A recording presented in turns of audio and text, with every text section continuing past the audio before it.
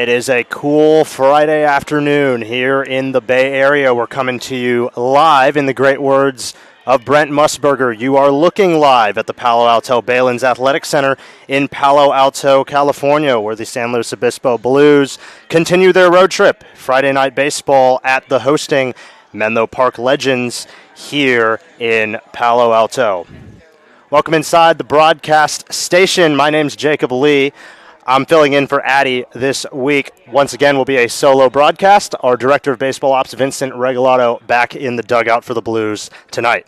Well, last night, the Blues beat Walnut Creek Crawdads by a score of 1-0 in an electric pitcher's duel. Honestly, Trey Legrone was the story of the game. 5 shutout innings, 1 hit allowed in his outing, which was a very high caliber. More importantly, the Blues snapped their 4-game losing streak. The bullpen of Mikey Rodriguez and Carson Boyer combined for 4 shutout innings, allowing only 2 hits. The offense consisted of Kyle Becker scoring the lone run on a wild pitch in the 7th, and small ball and taking advantage of mistakes was the name of the game for the Blues last night. They look to do the same here tonight against the 5th-place CCL North Menlo Park Legends, who lost to Walnut Creek in their last game on Tuesday, 8-6 here at home. Like I said, Menlo Park is 5th in the standings coming into today's game. SLO is 2nd, 26-12. 19-3 in the CCL North is the record for San Luis Obispo. 12-17 is how Menlo Park Legends enter this contest. 10-15 in the conference. Well, in the last meeting, in the first weekend of July, the Blues swept a 3-game series at Sinsheimer, outscoring Menlo Park 23-4 in those 3 contests. Then they went up here to Baylands Park the following week for a midweek road game against Menlo, which they also won 5-2. Starting pitcher tonight for San Luis will be Moose Cuellar, who enters with a 3.09 ERA in 7 appearances and 23 1/3 innings pitched. More on him later. A very compelling story for that young man who will have the ball for San Luis tonight. They're looking to wrap up this road trip, at least in the Bay Area. They'll head south tomorrow and Sunday for a 2-game set at the Santa Barbara Foresters before returning home for the final week of the regular season.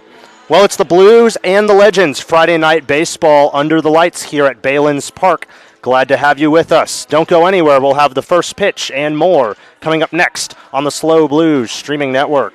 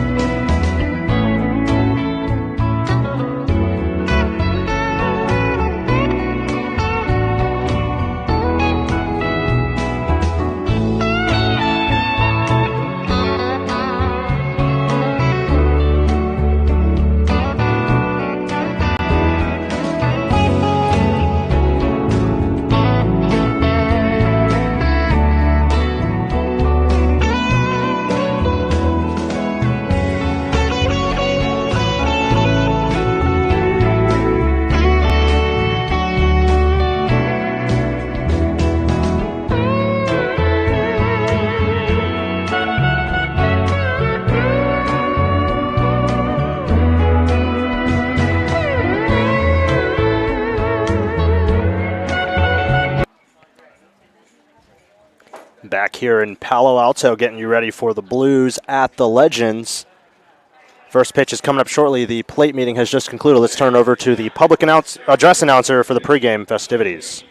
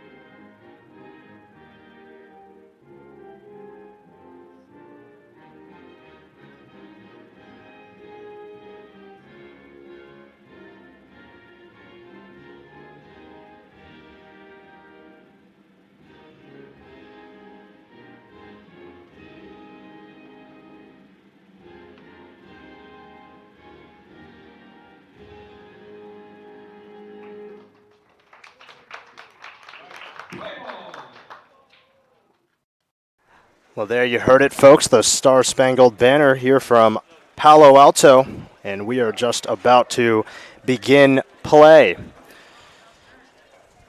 Let's set the defense and the batting order. First, the batting order for your San Luis Obispo Blues. Cesar Chavez will lead things off. He's playing center field. C.J. Moran in the 2-hole at first base tonight. Brendan Comerford once again in that 3-hole at playing third base. In cleanup duty, Kyle Becker was the DH yesterday, will be in left field today. 5-hole will be shortstop Diego Murillo. Johnny Rodriguez played first base 2 nights ago. Tonight will be the designated hitter in the 6th spot. Parker Cristol, in his second appearance as a San Luis Obispo Blue, will be in right field batting 7th. Diego Gonzalez is the 8-hole. He's playing second base. And Kevin Spear will round out the batting order, and he's in the squat tonight. Starting pitcher for the Blues is Moose Cuellar, the left-hander. Like we said, he's had 7 appearances so far, enters with a 3.09 ERA. And on the other side, the Menlo Park Legends will set their defense. Outfield from left to right, Joey D'Amelio, Mason Griffin, and Ethan Mooser. Around the infield from left to right, Eric Altmark, Ryder Kelly, Isaac Fendel, and Casey Levitt McGee. Ethan Jackson will be doing the catching, and the starting pitcher is the right-hander, Connor Murphy.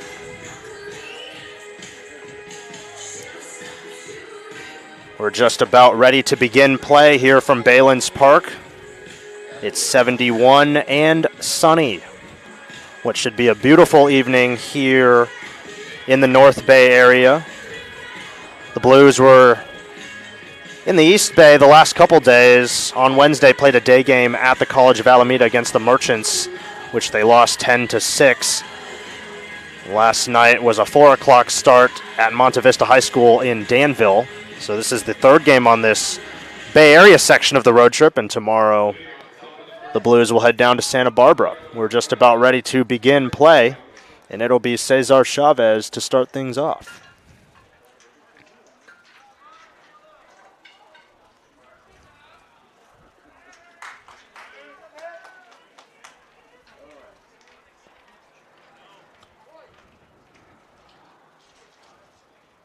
Murphy starts his windup, and we're off.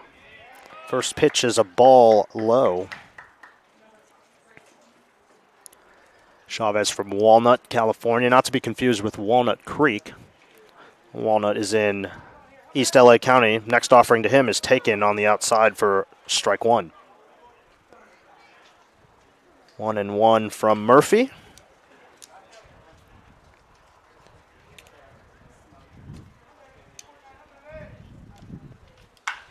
This one's popped up foul down the right field line, giving chases the first baseman, Levitt McGee. He dives in foul ground, could not come up with it. We'll make it 1-2. Second baseman Isaac Fendel also converged on that baseball. Decent amount of foul ground here at Bailins Park. The dugouts are open air, which is interesting, but the spectator section, the stands are covered. Decent amount of shadows behind home plate on the first base side. The 1-2 offering in there, called strike three for out number one. It'll bring up C.J. Moran, the first baseman for San Luis Obispo. Moran moving up to the 2-hole. Yesterday he was in the 6-hole, went 0 for 3.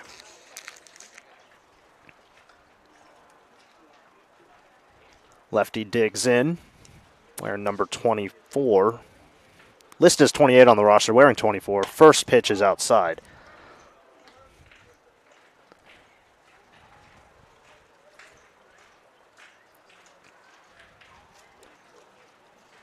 So a ball to Moran with one out here in the first. Righty-lefty matchup. This one's popped up foul behind the Blues dugout. The home team legends are down the first base line. And the visiting Blues down the third base line. The 1-1. This one's shot on a line into right field, but hit right at Ethan Mooser, the Canadian right fielder. Will be out number 2. We'll bring up Brendan Comerford, the power-hitting third baseman for San Luis Obispo, was a CCL All-Star this year. Hit a home run in the CCL All-Star game at the Reno Aces ballpark in Nevada. He'll bat with 2 outs in the first. First pitch is popped up high and foul behind the Menlo Park dugout. Some of the young fans here in attendance race after that one. 0-1.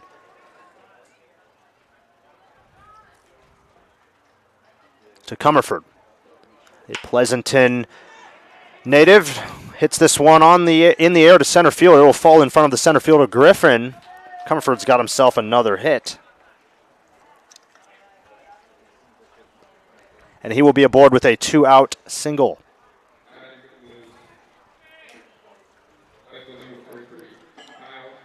So the lefty Kyle Becker will make his way to the plate. As we said, was the DH yesterday. Scored the only run of the ball game on a wild pitch out of the hand of Ryan Delaney of Walnut Creek in the 7th. And that was the only scoring on either side for that ball game.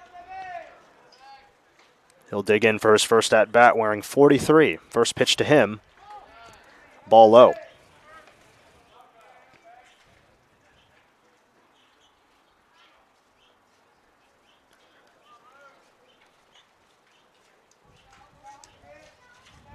The 1-0. Chopped on the ground, foul in front of the Legends dugout.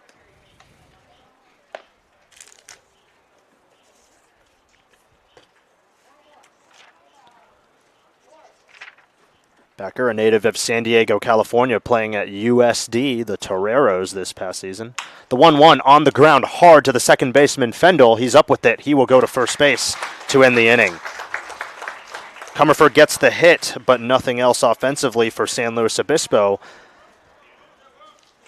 Moose Cuellar and the Blues defense coming up next as Menlo Park takes their first hacks of the day. Stay with us on the SLO Blues streaming network.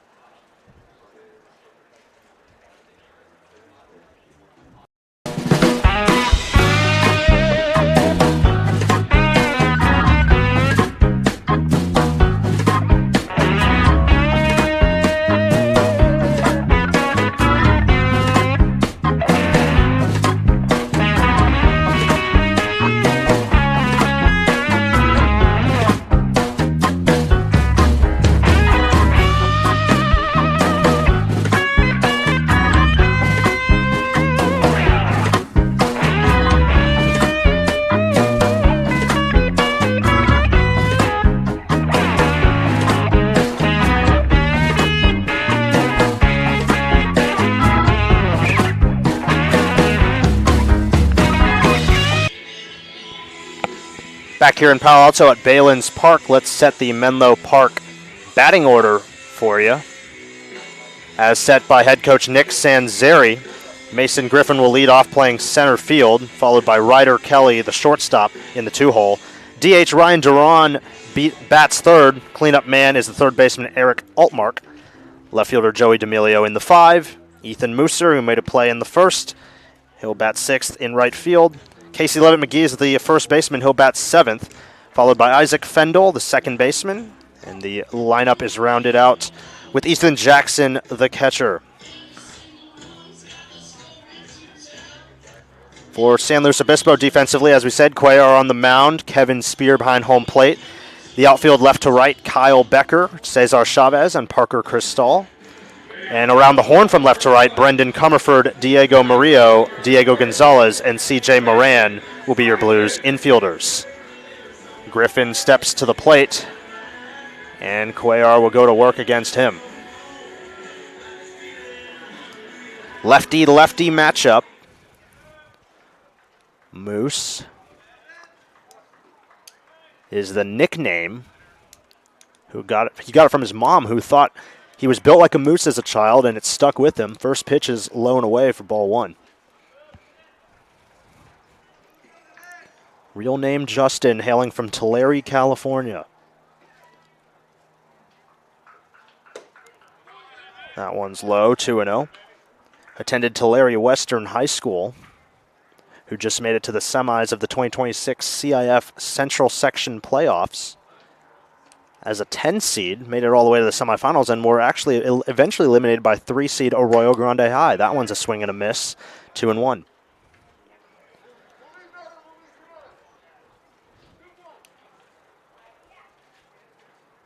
Not sure if someone in the Blues dugout made a remark. Home plate umpire motioned in that direction and had a few words. 2-1 is swung on and missed to make it 2-2.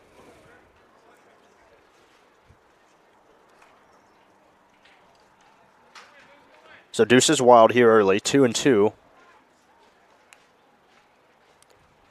the leadoff man. That one's low. Will run the count full.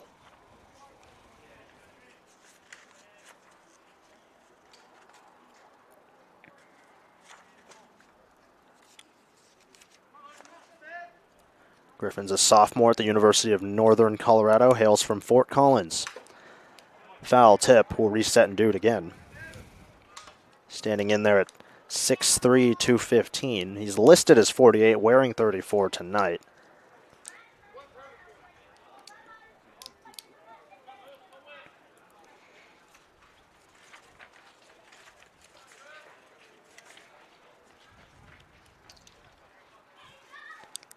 Enters the game with the 265 average. Called, strike 3. Spear throws it around, and that's out number 1, and strikeout number 1 for Moose.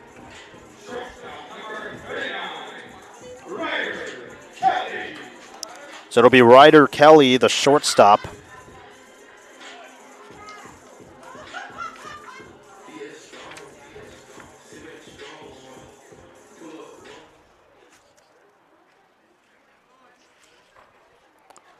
Right on left matchup now. First offering from Cuellar. A little bit outside for ball 1.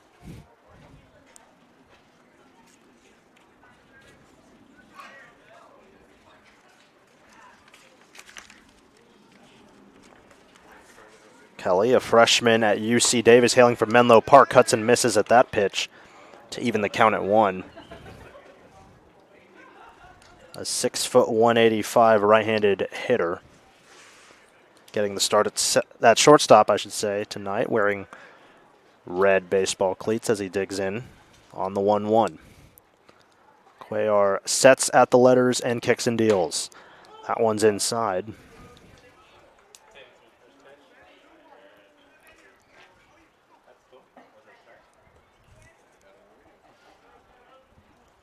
To make it 2-1.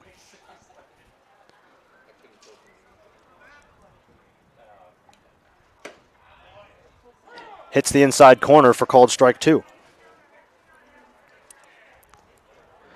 So Cuellar's a redshirt freshman this past season at Fresno State, appearing in 15 games, 3 starts, 26 strikeouts in 30 1/3 innings of work. Opponents had a .250 batting average. Swung on and missed for a strikeout. First 2 batters retired by way of strikeout for Cuellar. That one's a forwards K. We'll bring up the designated hitter, Ryan Duran.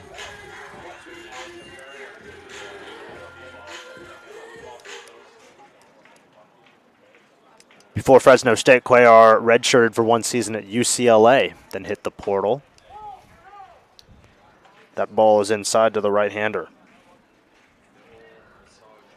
Now at Tulare Western High School, he was the League Player of the Year, Pitcher of the Year as well in 2024, an honor that he had in back-to-back seasons 2023 and 24. This one's fouled back behind the first base dugout. He is Tulare Western's all-time strikeout leader. Ranked the number 10 left-handed pitcher in California the year he graduated. 1-1 to Duran. This one's low, 2-1.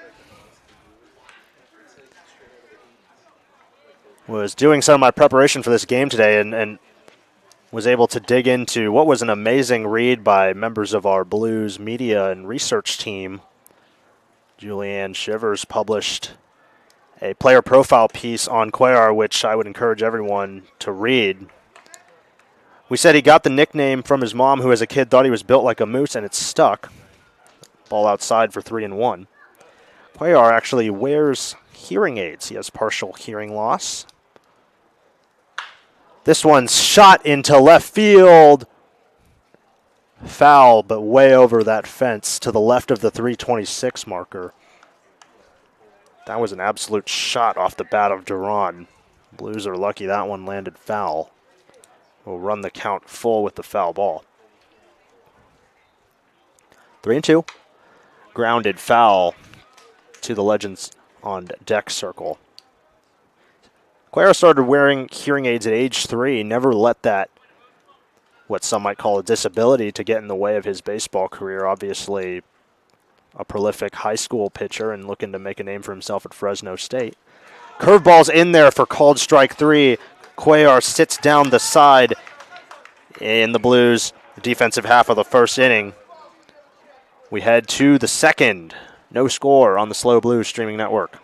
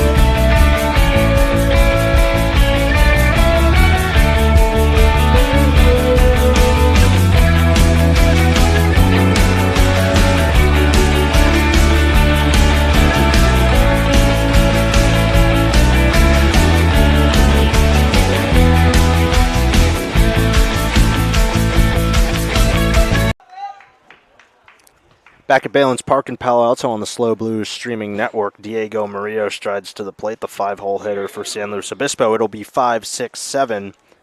Murillo followed by Johnny Rodriguez and Parker Cristal. Connor Murphy allowed one hit, but otherwise retired everyone else he faced in the first. The first pitch to Murillo is in there on the outside for strike one. Murphy from Newark, pitching with a mint or maybe lime green glove out there today. This one's hit on the ground to the shortstop, Kelly. He'll pick it up and throw it high to first base, gets to the fence, but not out of play and not nearly far enough to Murillo to advance. So a runner on first base with the defensive error.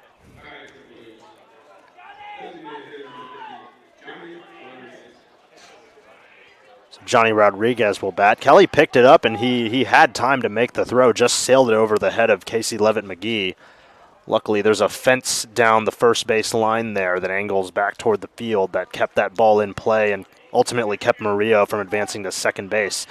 So it'll be Rodriguez, the lefty, with a speedster on first, the first offering to him. Here's a drive into left field. It might find a gap. It gets down and rolls to the wall.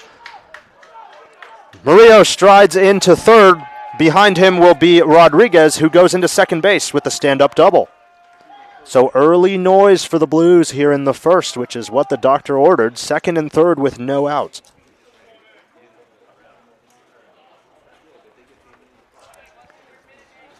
Rodriguez attacked that breaking pitch. Got it all the way to the wall in front of the 326 marker. A few feet to the right of that left field foul pole. It'll make it second and third. It'll be Parker Cristal, the right-hander, who made his Blues debut 2 days ago against the Merchants. He'll stand in with an open stance. First pitch to him in there for strike one.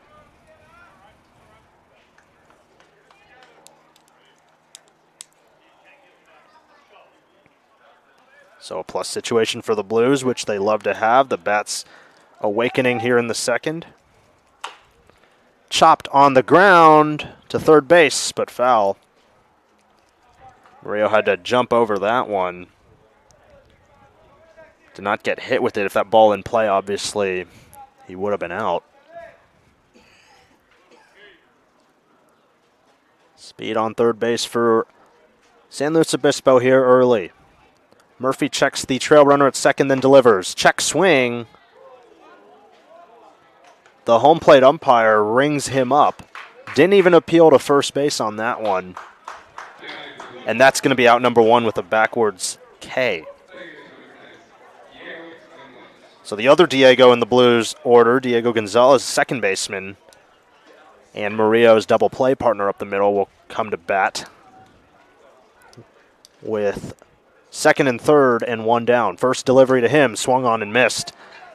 Was late on that fastball, blown away.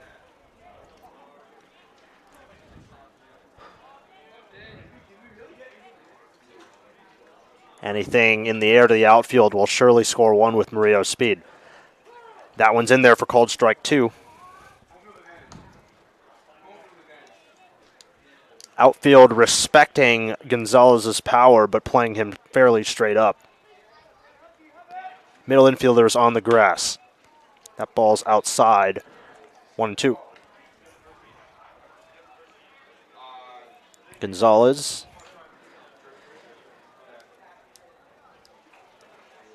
Adjusts his helmet, then gets back in the box. The Placentia, California native. That's strike three. 2 straight strikeouts now. Kevin Spear will bat with 2 down. Wearing number 6.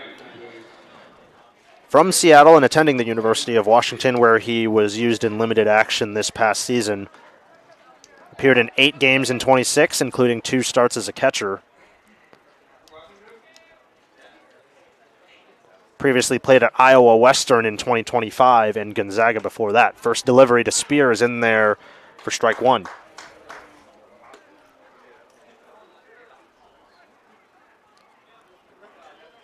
On the year here with the Blues, Spears a .283 hitter.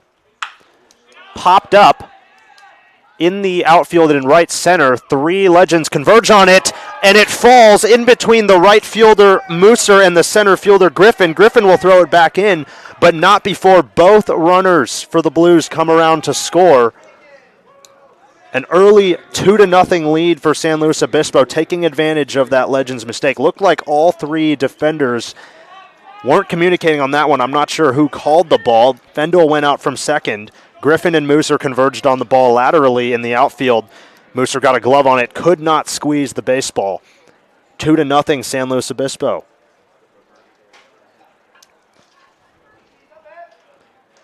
First pitch to Cesar Chavez. Outside for ball one.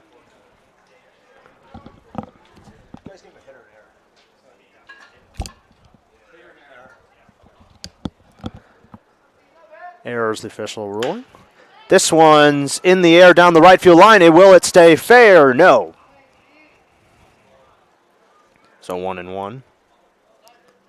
E9 will be the ruling. So Spears aboard with two down.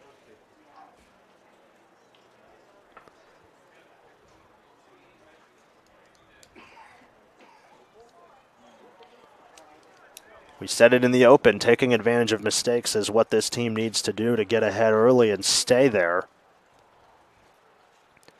1-1 to the leadoff man is low. Chavez batting .333 on the year. He's the California Collegiate League RBI leader with 31 of those in 30 games. He's also third in the league in stolen bases with 16. This one's grounded foul back to the screen. 2-2.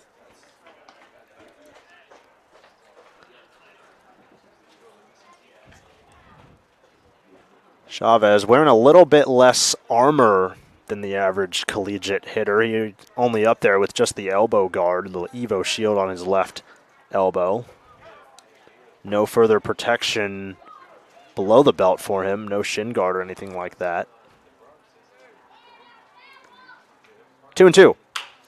Grounded. He reached out for that one. The second baseman, Fendel, fields, and it gets by him. Rounding the second base bag will be Spear and heading to third. First and third on the E4. So 3 errors in the inning for the Legends. And all of a sudden, this has the potential to be a big inning here for the Blues with 2 out.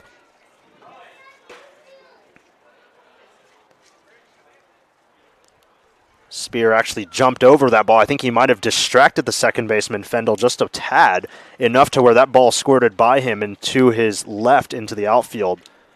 Runners at the corners. C.J. Moran's second at bat starts with the ball out.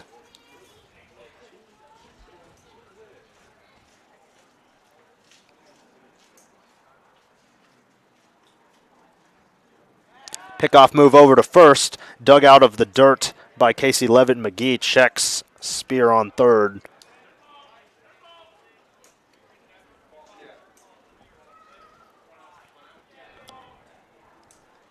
One out to the 2-hole.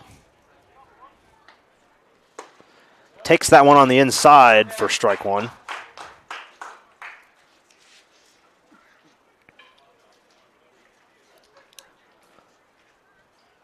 Moran batting .269 on the year in 27 games with 28 hits and 21 ribbies.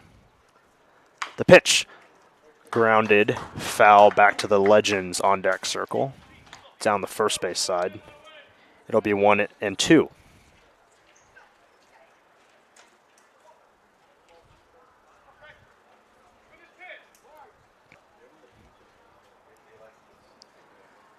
Top 2. 2 runs are in for San Luis Obispo. That one's in the dirt, dug out by Ethan Jackson. No movement on the runners.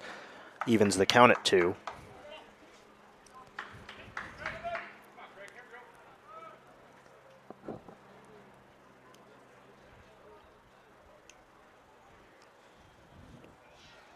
The pitch, runner goes, popped up, foul.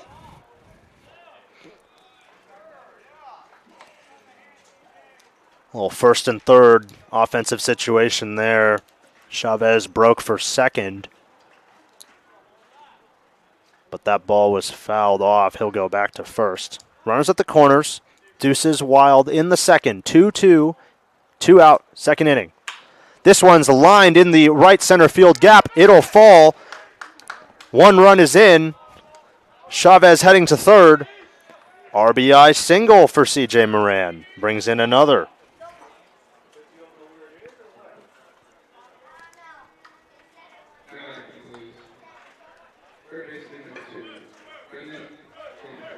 So Comerford will bat with first and third and 2 outs. Nice knock there from Moran. Found a good gap. Fell in front of the center fielder Mason Griffin, and Cesar Chavez using those wheels to go first to third. And so that'll prompt the first mound visit of the day for Menlo Park. Sanzeri and the staff looking to calm their young starter down, who's allowed 3 here. And all 3 of those runs were unearned, or 2 of the 3, I beg your pardon, were unearned, having reached by way of error. An E6, an E9, and an E4 in this inning.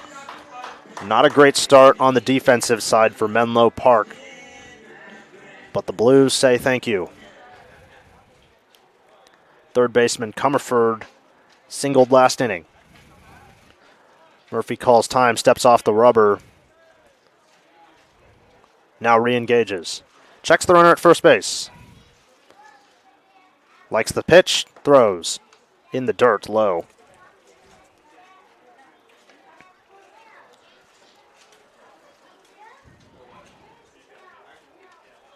So the last run coming in with 2 outs here in the second. Comerford crowding that plate like he always does in the back corner. This one's chopped on the ground to third base, but foul. Rolls over past third base coach Vincent Regalado and down the line.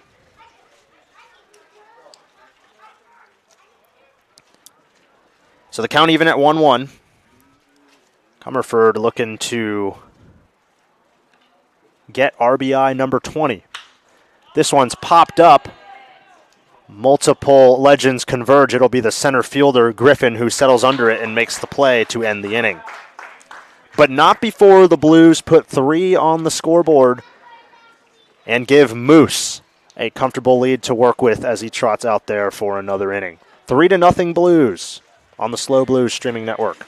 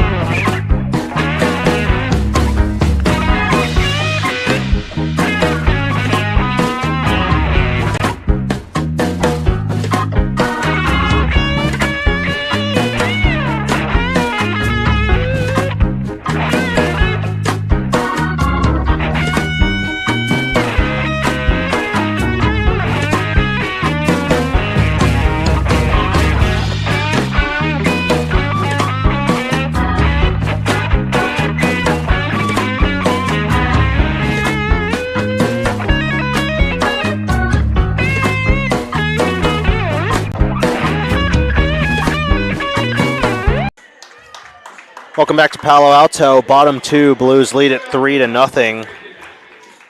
All 3 runs coming in their half of the second. It's now the last of the second. Moose Cuellar will go to work against 4, 5, 6 of the Legends order, Altmark, D'Amelio, and Mooser.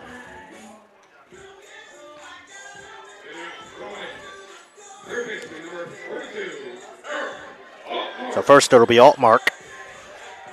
Left-handed hitting third baseman.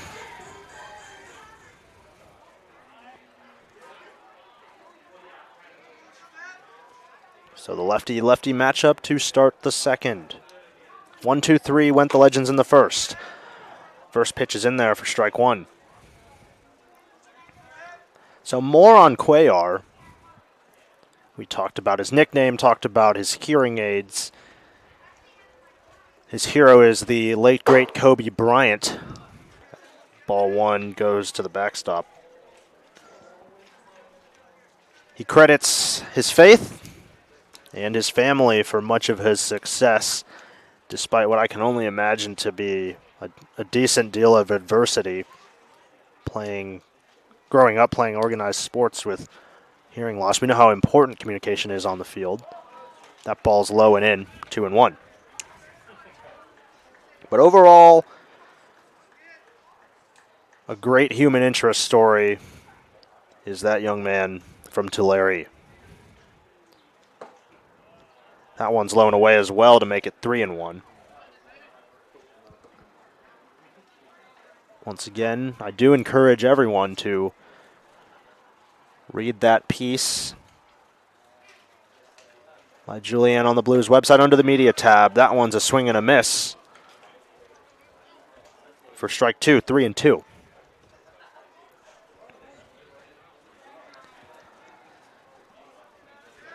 This is definitely the coolest climate the Blues have played in this week on the road trip with the latest start. Check swing. Field umpire ruled that Altmark did not go around. He'll take his base with a leadoff walk. So it'll be the left fielder, Joey D'Amelio. Outfielder from San Mateo, standing in at 6 foot.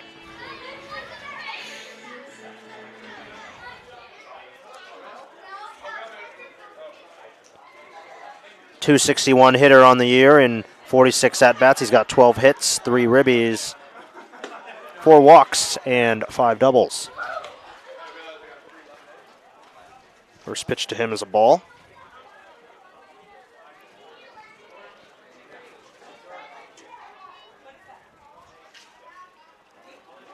Cuellar checks the runner at first. He'll take a little bit of a lead and then deliver. That one's high. A fairly conservative secondary from Altmark down there at the first base bag. Moran holding him on.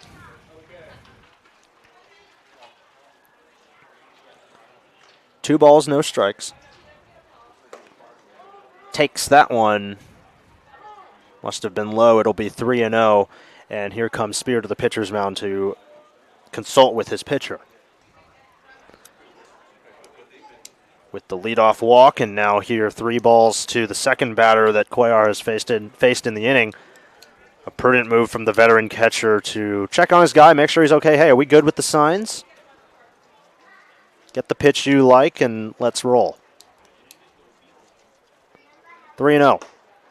High and away. 2 straight walks for Cuellar here in the second will make it first and second with nobody out. Up comes Ethan Mooser.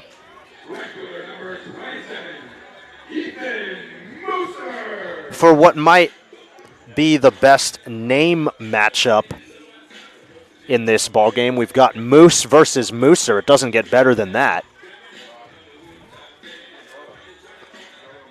Mooser is a senior at the University of Northern Colorado. As we said, he hails from Mount Elgin, Canada. Obviously, Canada just celebrated Canada Day back on July 1st, right before America's big 250th birthday party on the 4th. Moose versus Mooser. Starts with strike one, called. Mooser in a high leverage situation, first and second. None down in the second. The pitch. Looked at it. Thought about it, but a called strike two on the outside.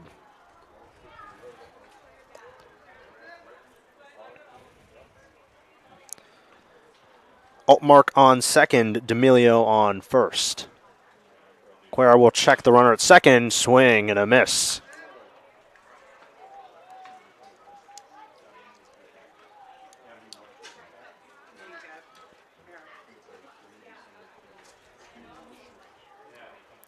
0-2.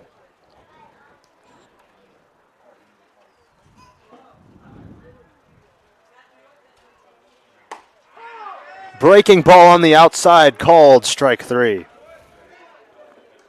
That's what Moose needed to get Mooser, who will trot back to the dugout, and up will come Casey Levitt McGee. 1 out, first and second.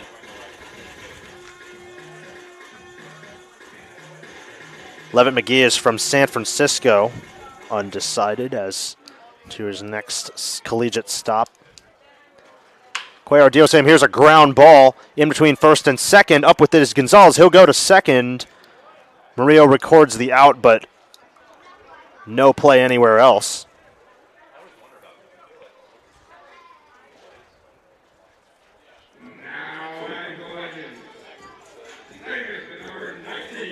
So fielder's choice. Got the force out at second. Out number 2.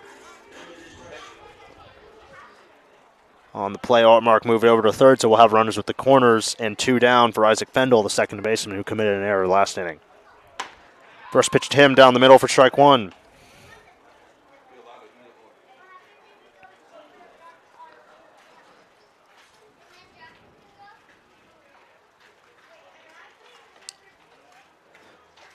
Two outs, Moran still holding the runner at first. That's a ball in. Comerford playing a couple steps behind the third base bag. Everyone else playing straight up.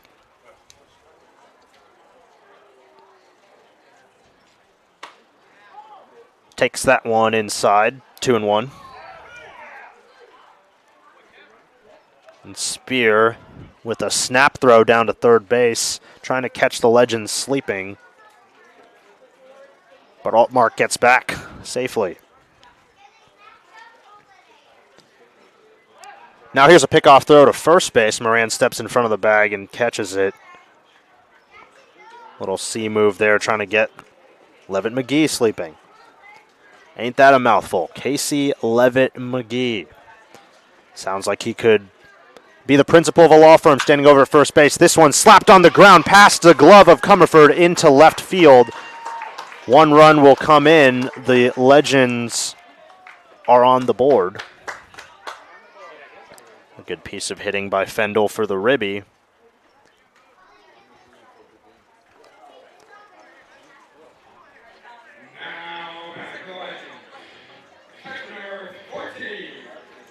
We'll bring up the catcher, Ethan Jackson.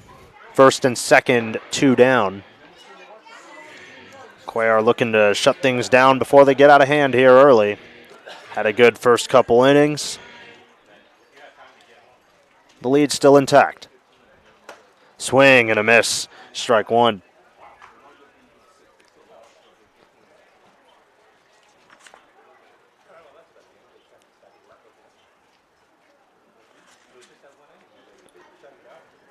Jackson, the 6'2", 225 catcher from Carmel. Hits this one foul. Hits the wood right behind home plate. It will be 0-2. At some fields that you will see, there's sometimes some padding back there behind home plate. Can deaden the ball, which catchers don't like because it'll get lodged in there. They got to run for it. Swing and a miss. That'll end the inning with the strikeout. So Cuellar gets out of the jam, but not before the Legends get on the board. 3-1 after 2 on the Slow Blues streaming network.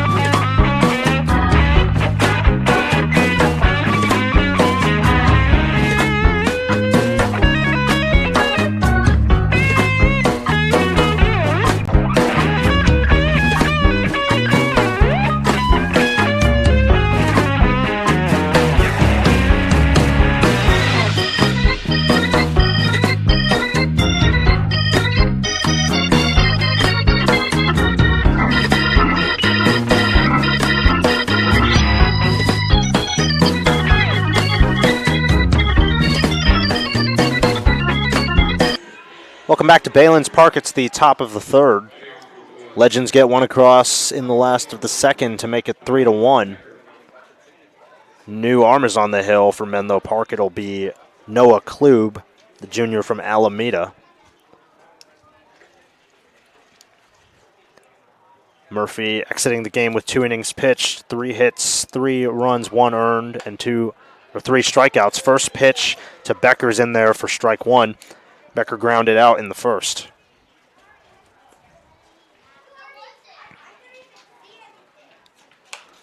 Breaking ball is popped up foul. And it fell right in front of the Legends marketing tent behind the Blues dugout on the third base side, 0-2.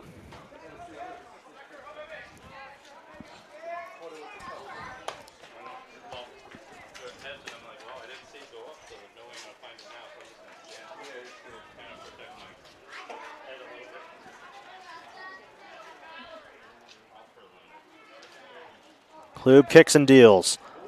That one's inside, and it squirts away to home plate.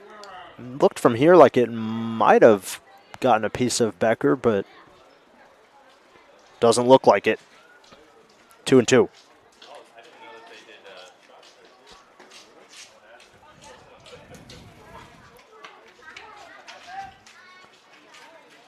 The delivery. Popped up foul on the third base side. Same spot as last time, virtually. We'll reset and do it again. Deuce is wild.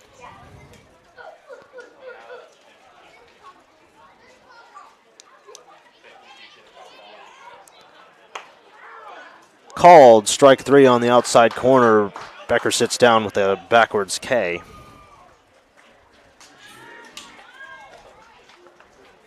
So here comes Diego Murillo. Reached base via air and went all the way around last inning.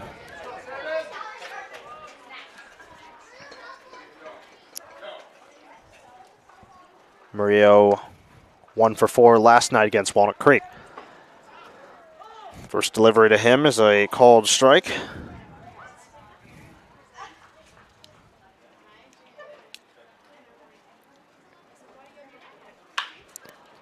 On the ground on the left side, Kelly gathers and throws over to first base for the ground out.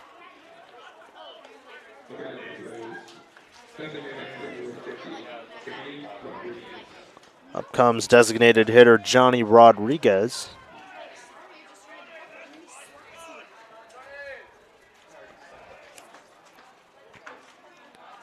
Rodriguez, 154 hitter on the year. Just 3 games prior and 13 at-bats. First pitch to him, low and away in the dirt.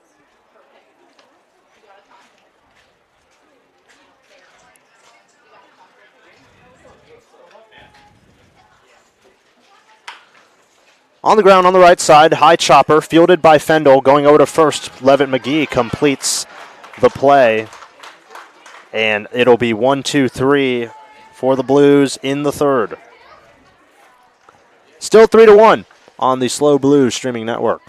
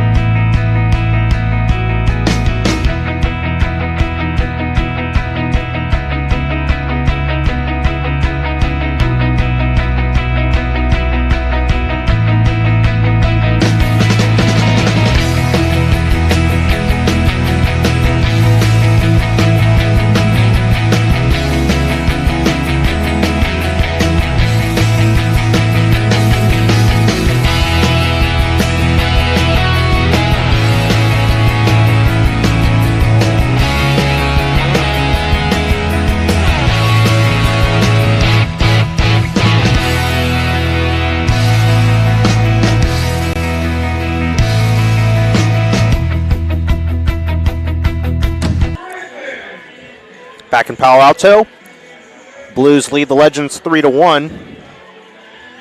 And Moose Cuellar will face Legends batting order for the second time now, starting with leadoff man Mason Griffin. Griffin struck out looking in his first AB back in the first. This one's inside, almost hit him. 1-0.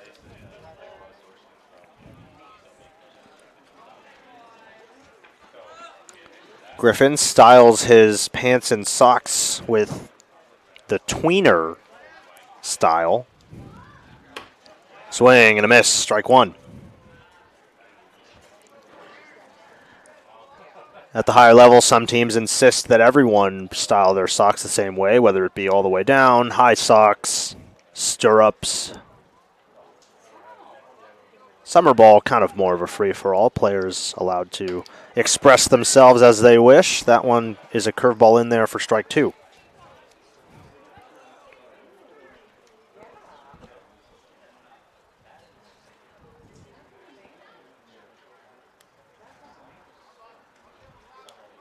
Legends in their green alternate home uniforms. That one's a ball alone away.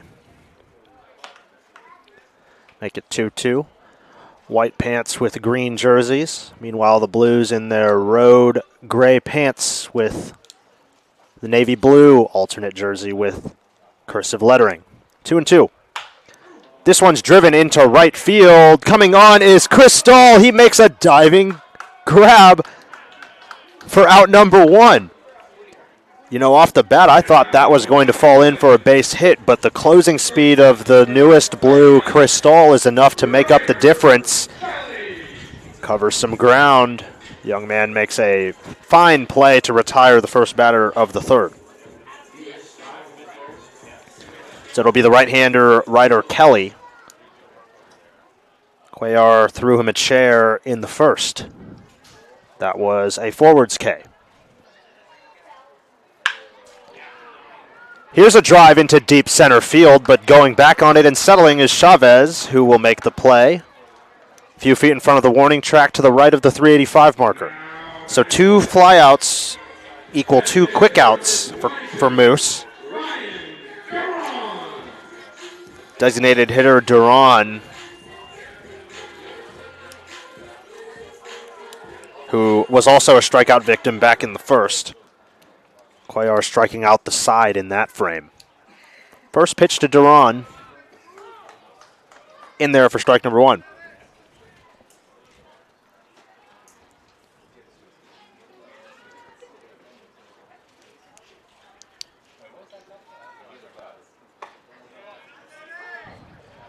There's another called strike to make it 0-2. Moose is ahead early.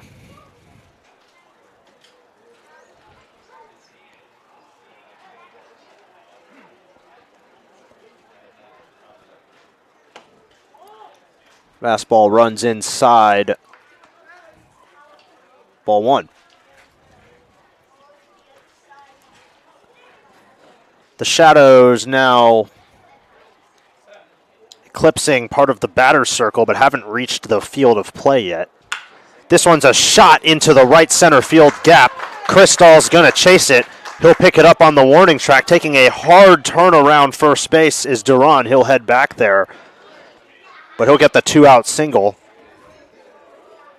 Set the table for the cleanup hitter, Altmark.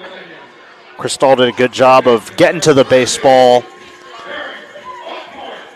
cutting it off and making a quick throw back into the cutoff man Gonzalez to prevent advancement on the part of Duran. Chavez did his best to get there from his center field position, but was shading toward the left field line. So the lefty will step into the box for the lefty-lefty matchup. First pitch to the lefty Altmark is in there for strike one. You got to love the number of first pitch strikes thrown here by the lefty Cuellar, establishing that zone early. 0-1. He goes across the zone and hits the outside corner for strike two.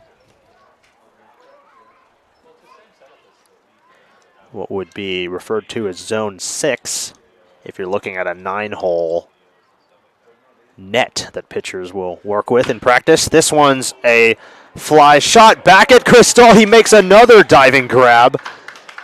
Maybe he didn't have to as much as he did on that first play, but nevertheless, Cristal very involved defensively this inning, and he puts away the Legends in the third.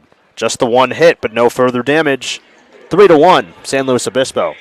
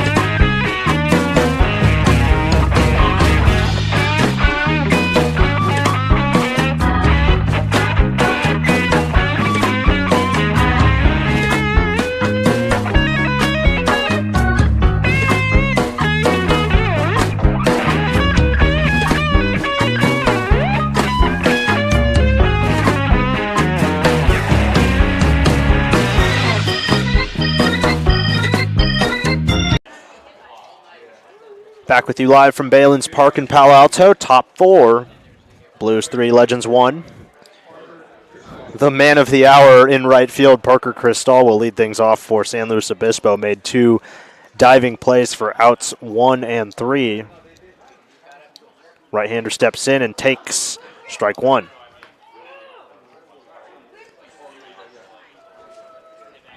Cristal, so fresh on the roster, he isn't even listed on the website. Ball one. So can't give you an official listed height, but a pretty tall kid, and he can cover a decent amount of ground with a larger frame. 1-1. Strike two called. He's got the mint green batting gloves and just the elbow guard. 1-2. In the dirt, he spits on it. Count evens at 2.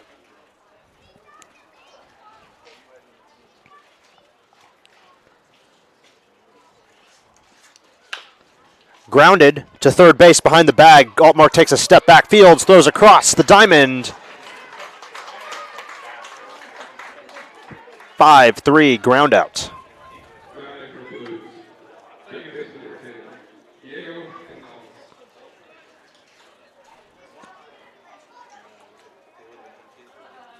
So Diego Gonzalez takes his place at the dish.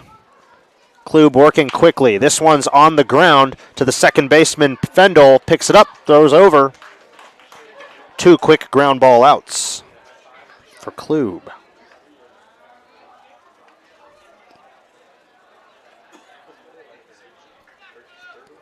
Gonzalez hopping on that first pitch.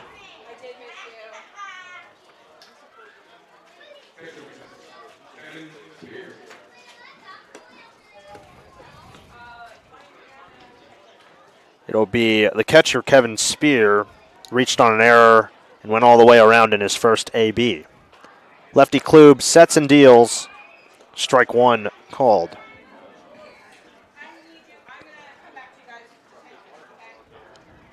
According to our data compiled by Vincent Regalado, Director of Baseball Operations, this one is popped up on the infield. The third baseman, Altmark, makes the call and puts it away. That'll be all for the Blues in the fourth. A 1-2-3 inning worked by the lefty Noah Klube. Through 3.5, it'll be 3-1. 3-2-1, Blues lead it. On the SLO Blues Streaming Network.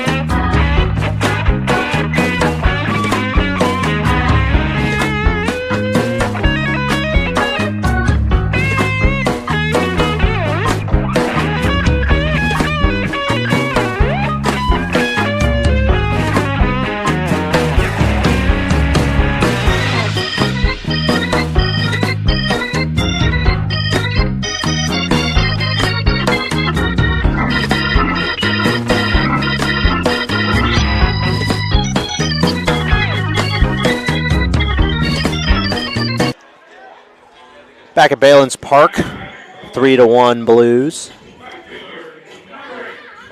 Inning number 4 of work for Moose Cuellar. Just the one run that he allowed in the second.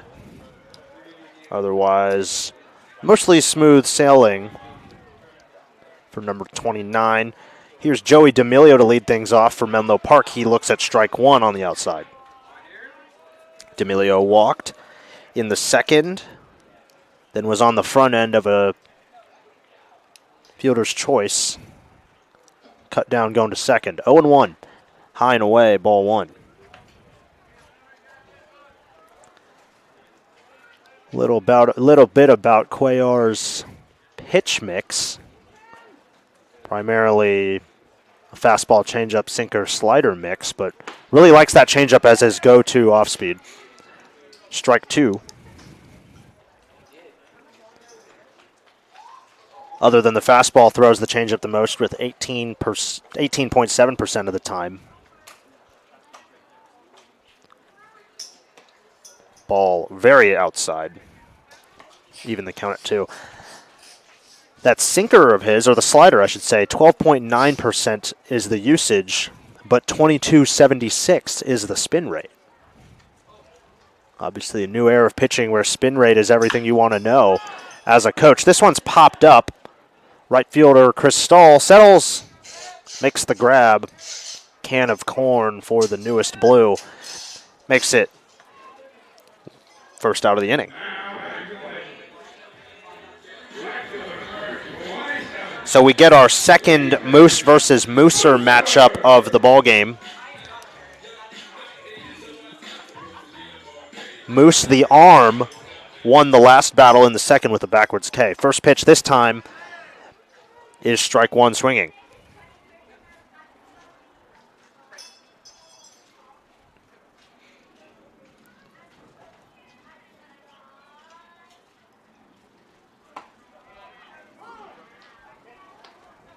That one, strike two called.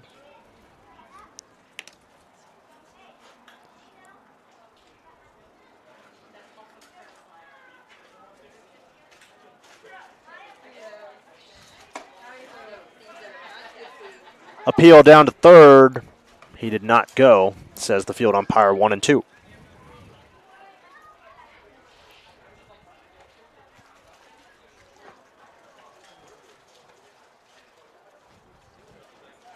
One down for Mooser.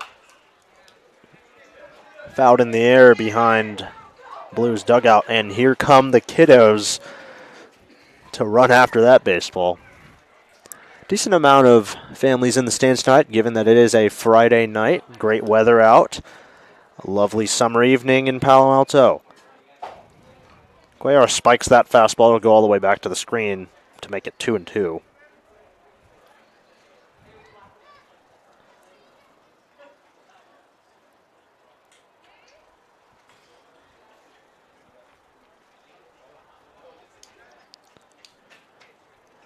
Cuellar sets out the letters, kicks and fires. Grounded right into the Blues dugout, went right through the entranceway there. There's a dirt walkway from both dugouts to the hitter circle here at Balins Athletic Center.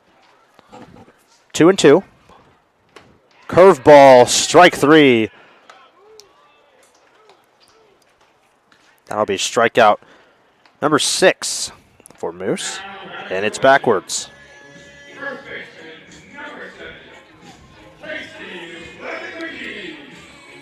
So the name of a law firm, Casey Levitt McGee, will come up to bat for the second time. Fielder's choice his first time. Lefty-lefty, first pitch low and away.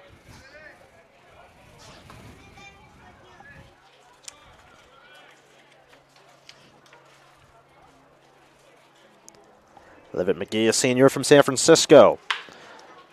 Grounded hard to second base. Gonzalez, he made the play even though he bobbled it. Fielded, then bobbled, found the ball quickly and threw it over to C.J. Moran. to end the threat. 1-2-3 once again for the Legends. Cuellar walks off the mound. Great job so far for the lefty. Still 3-1, San Luis Obispo on the SLO Blues streaming network.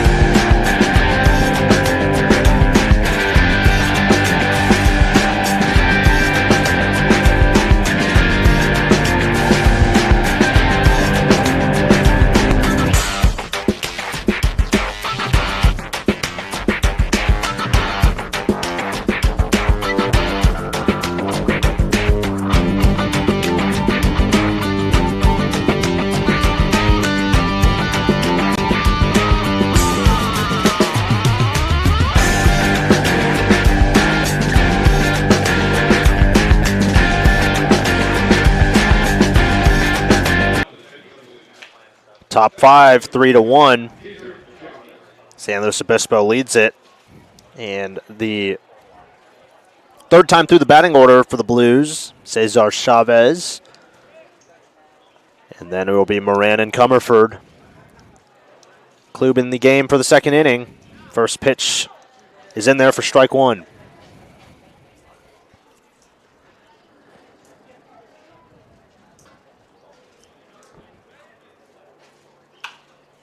Popped up.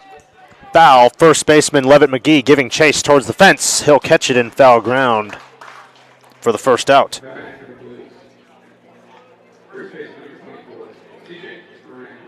It'll bring up Moran for the third time.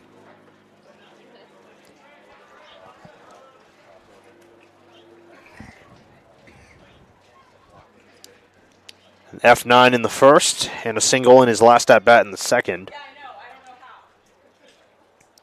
First three hitters in the Blues order got to get an at-bat in the first two innings consecutively. Checks his swing on the first pitch. Appeal, he did not go.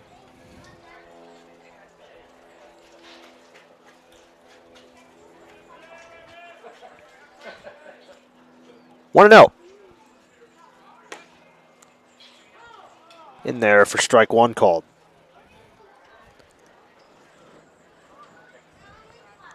Klub alongside the fastball has a number of breaking pitches.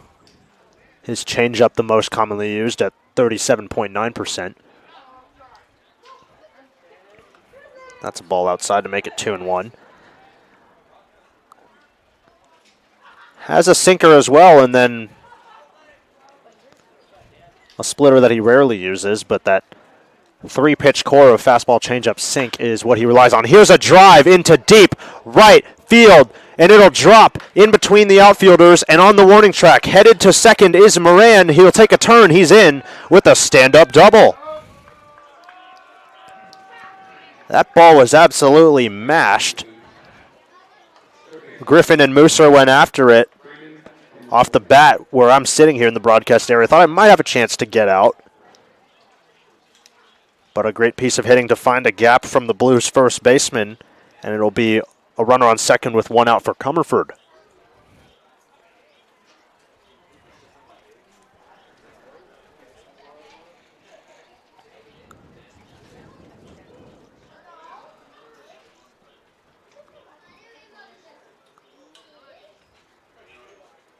That really is the MO of C.J. Moran with 10 extra base hits on the year, tied for second on this team with Murillo and behind Comerford, who's at the plate now.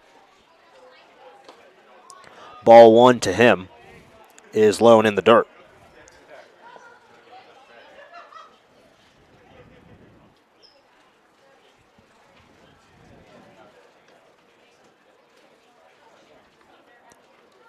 Comerford 1 for 2 at this point in the game. Swing and a fly ball to center field. Griffin takes one step back and catches it. Going to third and tagging up will be Moran. He'll get there safely. Throw comes in late. So productive out for Comerford. Moves the runner along. It'll be 2 outs for the left fielder, Kyle Becker. Becker's 0 for 2 with a ground out and a punchy.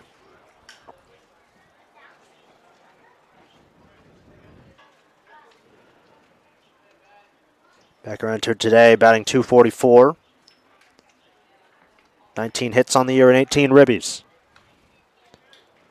First pitch gets slightly away from the catcher, Jackson. It'll be 1-0.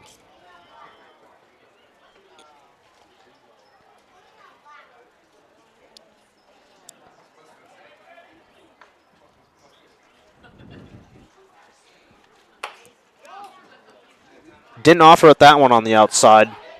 2-0, great plate discipline for the USD Torero there.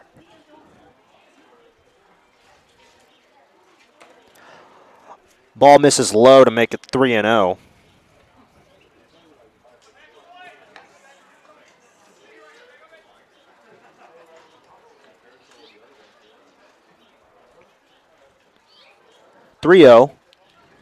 Runner on third. 2 down in the top of the 5th. Klub delivers. He pours it in there. 3-1.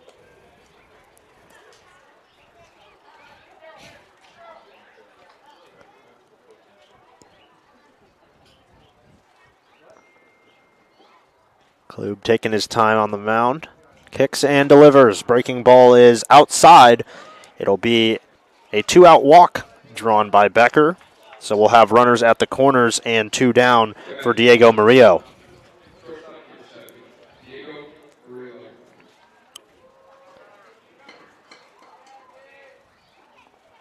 Murillo reached on an error in his first AB today, then grounded out to short back in the 3rd. 2-out RBI opportunity for the kid from SLO. Strike 1 called to begin the at-bat.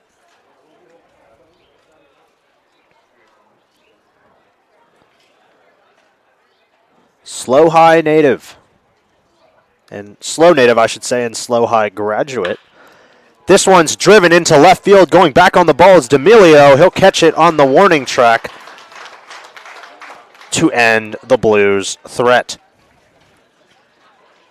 Couple base runners, but no progress on the scoreboard for San Luis Obispo. It remains 3-1 on SBSN. We'll be back.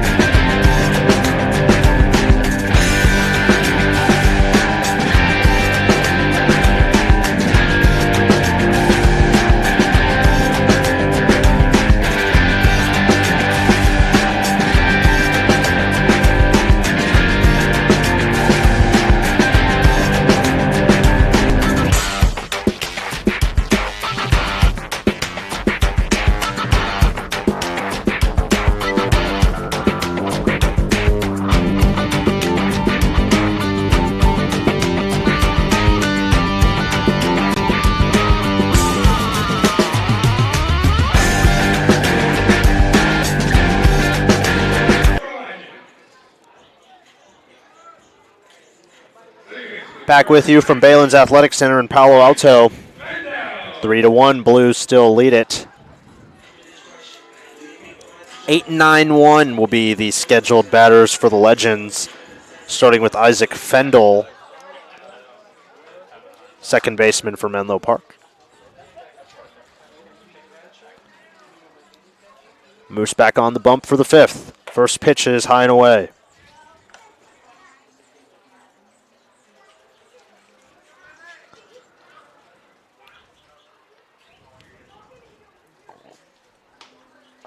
Swing and a miss. Strike one, evens the count at one. Blues defense a lot cleaner in the first half of this one. Obviously that was a problem recently. Ball's low and in.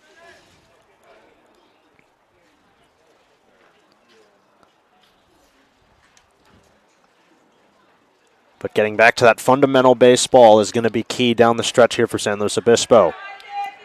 Called strike is in there.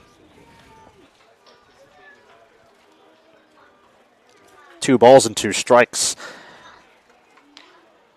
to Fendel.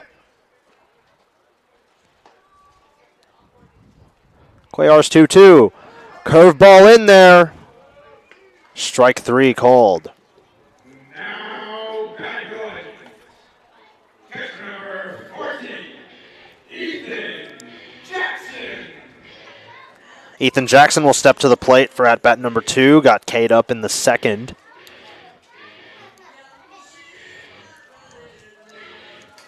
One out here in the last of the fifth. At this point, the Shadows, first pitch is called strike one. Shadows have kind of leapt toward the pitcher's mound.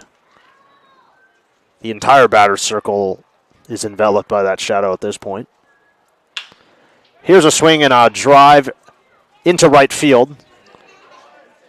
But finding it and catching it will be Parker Crystal. Several putouts for him out there today. Adds another one for the second out of the inning. Lineup card turns over for the third time. Leadoff man Mason Griffin will step to the dish.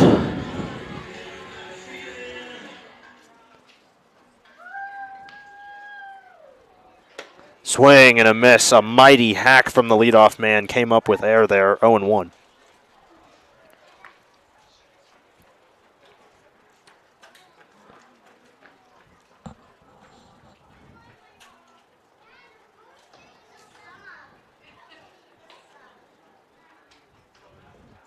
Moose's pitch, low and away. 1-1. 4 hits for the Blues thus far, 2 for the Legends. No errors to speak of for San Luis Obispo, as opposed to Menlo Park's 3, all of which were committed in the second.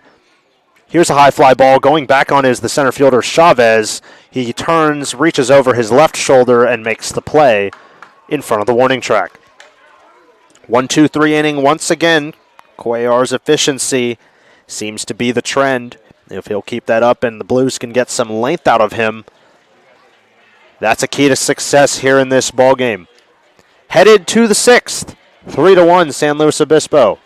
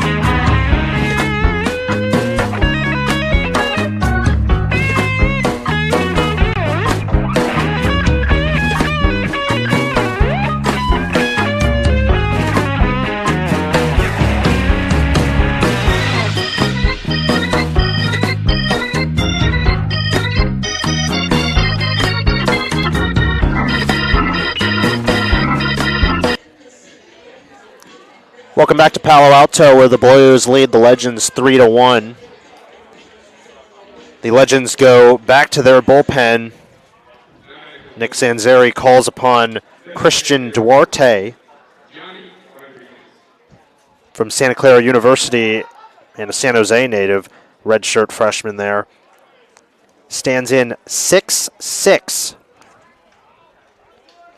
The tallest legend. Also lefty. Johnny Rodriguez leads things off and looks at ball number 1. So the lefty-lefty matchup to start the 6th.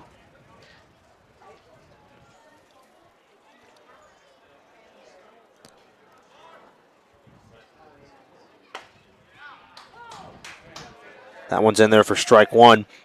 Duarte offers a 3/4 delivery, not quite sidearm, but not overhand either from that left side. This one's in the dirt, corralled by Jackson, 2-1.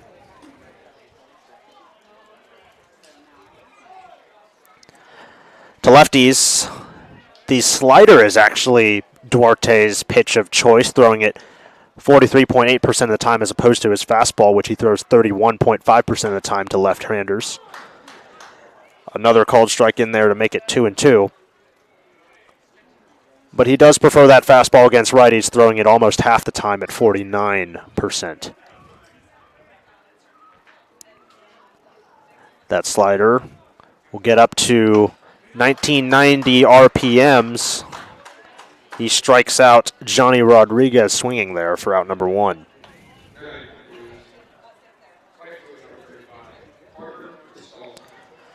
Parker Cristal at the dish now for SLO. 0 for 2.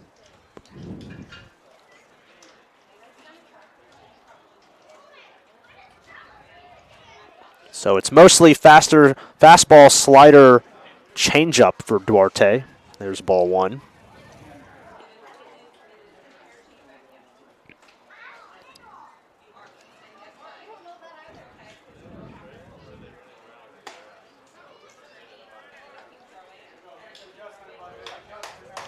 One down here in the 6th.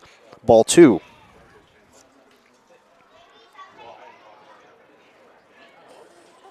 He can flood the zone with the fastball, obviously. Throws the slider for strikes 2. That changeup, though, is really just a get me over and can set up one of his 2 other pitches, including a curveball that's only thrown about 10.5% of the time. And he's in an early 3-0 hole to Parker Cristal.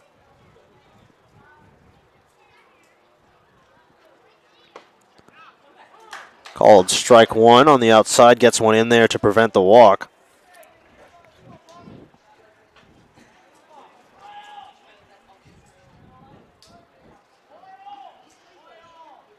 The 3-1 in the dirt, gets to the backstop, but no base runners to speak of. Jackson will hustle after anyway, but the walk puts a man on first base with one down for Diego Gonzalez.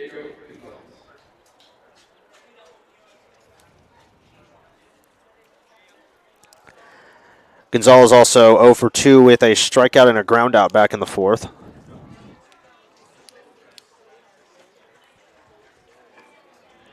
Another lefty-lefty matchup for Duarte. Fresh into the game, struck out Rodriguez and walked Cristal. Takes a conservative lead off first base. Breaking pitch in there, strike 1.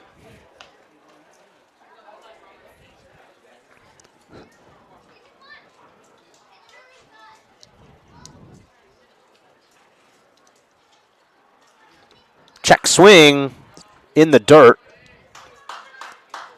Home plate umpire says he went around to make it 0-2.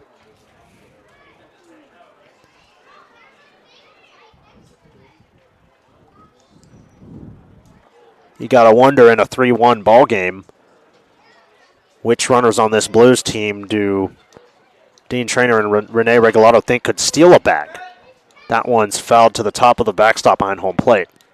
Count will remain 0-2.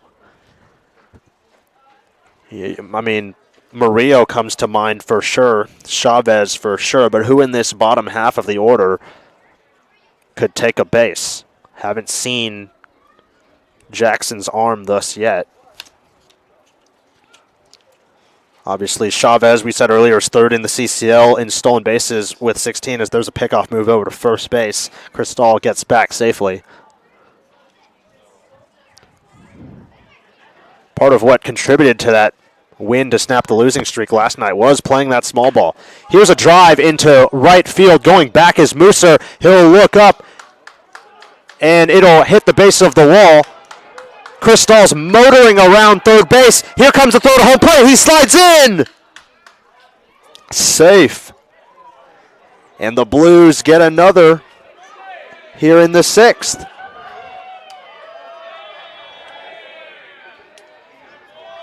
Now Jackson, the catcher, and Duarte, the pitcher, are at home plate. They're pleading their case about the call.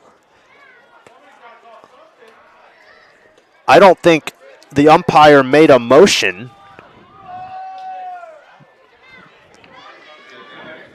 But as of right now, that is an RBI double for Diego Gonzalez into right field. Cristal went all the way around to score. So the Ribby makes it 4-1.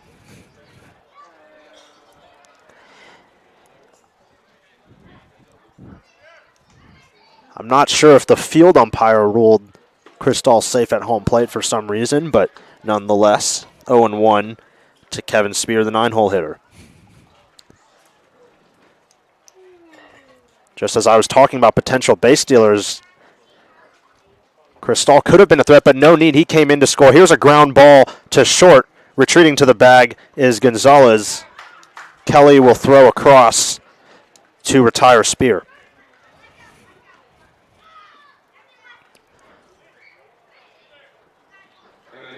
Two down now.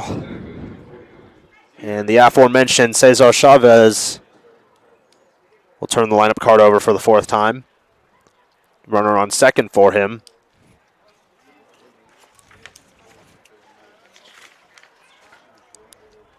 And an opportunity for RBI number 32. Ball 1 is taken. Yeah, I'm not quite sure what Duarte and Jackson were trying to appeal to the umpire. I'm not sure. Maybe he didn't make a call there, but Jackson did receive the throw from the relay. Didn't seem to even get close to tagging him as he slid in on the inside part of that bag. 2-0, so leadoff man Chavez.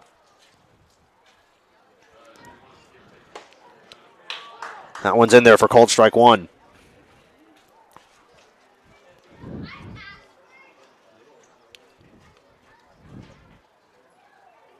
Two and 1, 2 out. Diego Gonzalez stands on second. This one's driven into center field, but right at Mason Griffin, who puts it away. The Blues add a run of insurance off the Diego Gonzalez double into right field.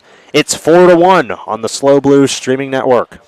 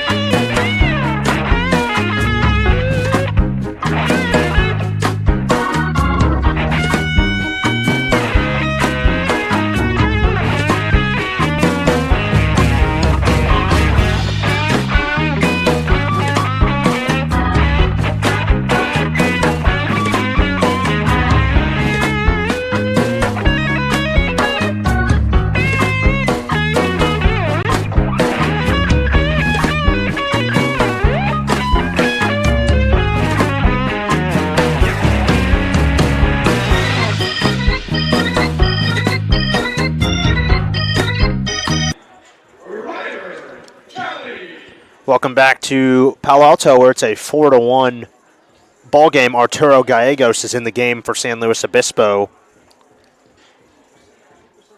Moose comes out having thrown 5 innings of 1-run, 2-hit baseball. Will give way to the right-hander out of the bullpen. The first pitch to Ryder Kelly is grounded foul of third base.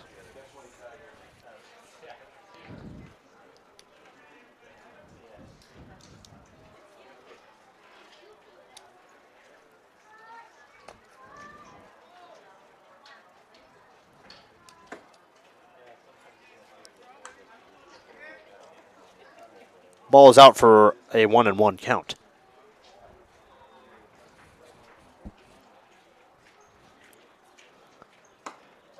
Breaking pitch is inside, taken 2-1.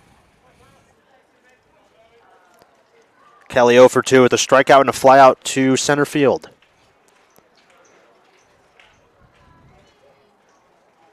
Wind slightly blowing in from right. This one's driven to left field, going back to the wall and looking at it as Becker. That'll be a home run for Ryder Kelly, clearing the fence to the right of the 375 marker. The Legends cut this lead to 2 runs. Wouldn't exactly characterize it as a no-doubter, but he definitely got all of that one.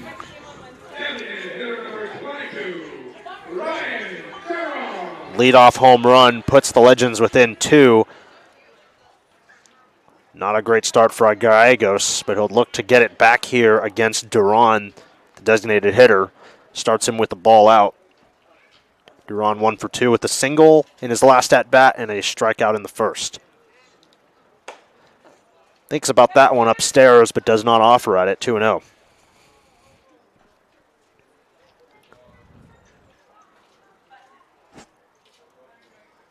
Becker kind of gave that one a courtesy jog, but then watched it sail over the fence as strike one's poured in there by Gallegos.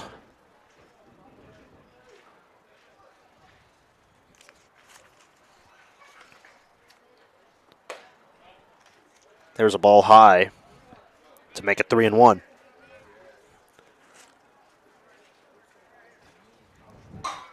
Kelly doesn't have a crazy big frame at 6'0", 185, but he definitely muscled that one out of the park here at Balin's Athletic Center, as there's a walk issued to Duran.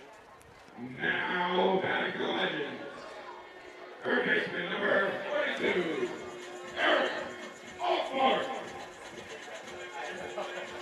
So the home run followed by the walk issued will bring up Eric Altmark. Walked in, came around to score earlier in the second, then flied out in the third.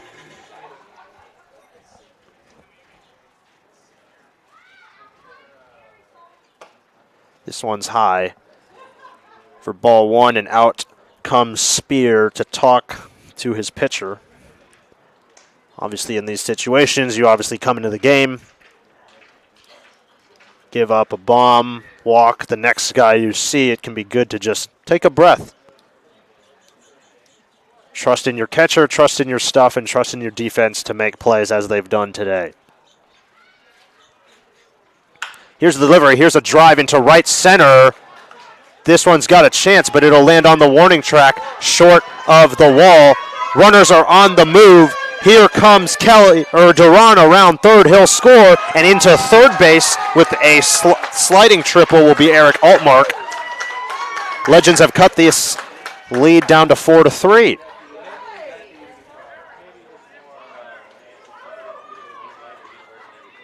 Now batting for the Legends, left fielder number 8, Joey D'Amelio. So a homer, a walk, and a triple for the 2, 3, 4 hitters in the Legends order.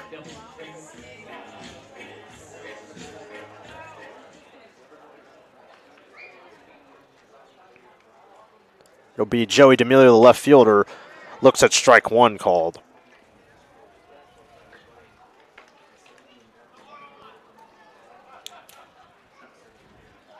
Shadows now reaching the back of the pitching hill. 0-1. On the ground foul of third base.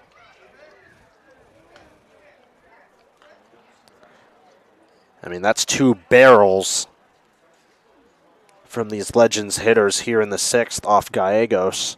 I thought that one might have had a chance. It bounced on the warning track, took a couple hops up against the wall, then came the relay from Chavez. Throwing into third, but much too late to catch Altmark. Duran was on his horse the entire time. Scored without a throw to home plate. The correct play was made defensively. Here's a little liner behind the pitcher's mound. It's going to fall in. But good recovery by the second baseman Gonzalez to make that play. He'll go over to first for a ground out. No advancement from Altmark. So it goes down as a 4-3. And that's a much-needed out number 1. It was kind of just a bloop shot over the head of Gallegos. Murillo came in from shortstop trying to make a play, but it fell on the turf. Not sure if D'Amelio just wasn't running, but Gonzalez grabbed the ball, straightened up, and threw over to first. It'll be Ethan Musser. This one's high and inside, almost gets him. As they were for D'Amelio, the infield is in, looking to cut off that run at home, although it is a tag play.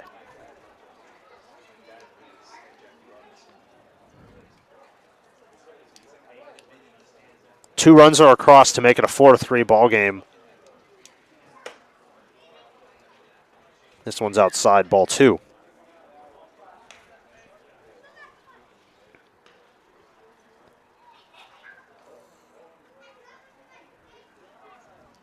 Two 2-0 to the Canadian, driven into right field for a base hit. It'll be an RBI. This game is tied.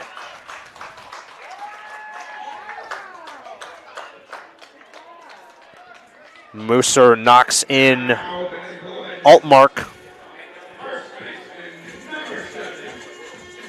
We're even at 4. Levitt McGee up at the dish now for the 3rd time. Reached on fielder's choice and grounded out to second.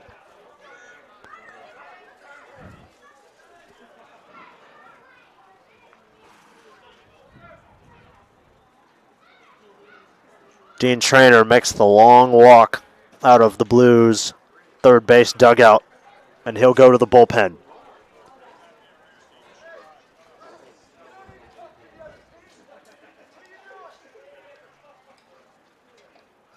So the Blues will go to the pen here. The Legends have tied the game in the 6th. 4-all. We'll tell you about the pitcher when we come back on the SLO Blues streaming network.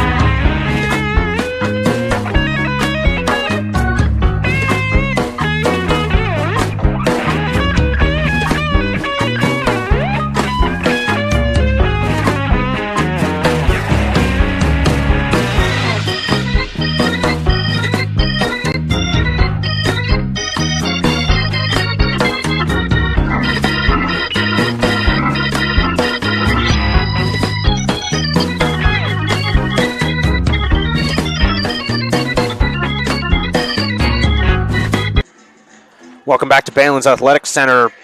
Legends have tied the game in the 6th at 4. In from the bullpen will be Titus Gok for San Luis Obispo, a freshman from Minden, Nevada, and Feather River College, sporting a 1.23 ERA in 6 appearances, 2 of which were starts, 14 2/3 innings of work, 9 hits, and 3 runs on the year so far. First pitch to Casey Levitt McGee is grounded foul of first base into the Legends dugout.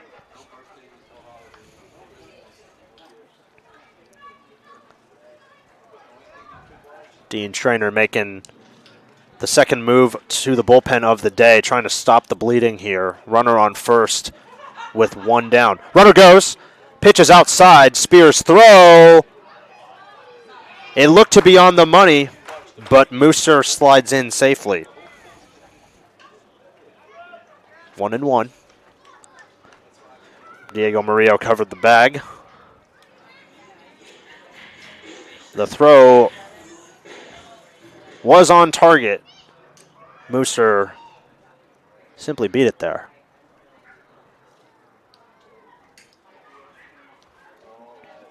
Count evens at 1 to the 7 hole. Gok's first batter. Checks the runner at second, now looks homeward.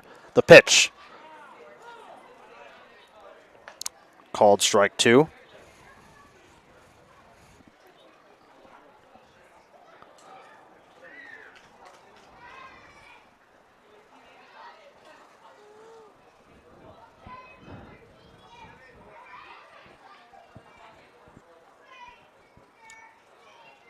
The 1-2. Breaking ball is wide of the zone outside to even the count at 2. Mercer on second, having reached with a single and moving ahead on the stolen base.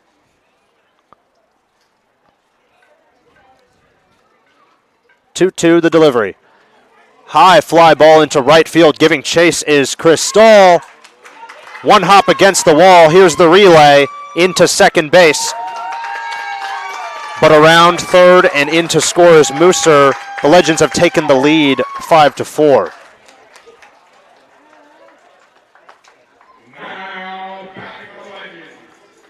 Levitt McGee doubles off the right field wall. Gets the ribby to put Menlo Park ahead.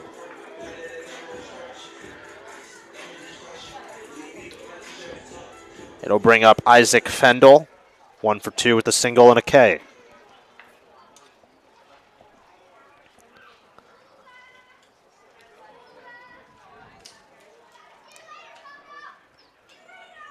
Pitch. High for ball 1.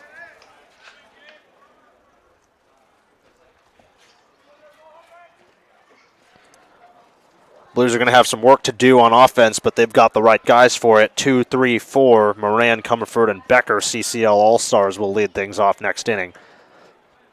Ball 2 in there.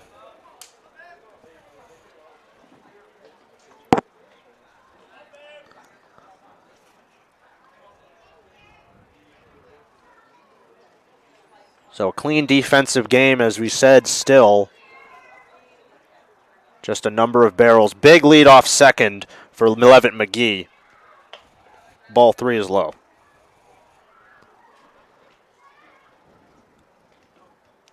So the fastball count for Fendel will force Gok to come to him.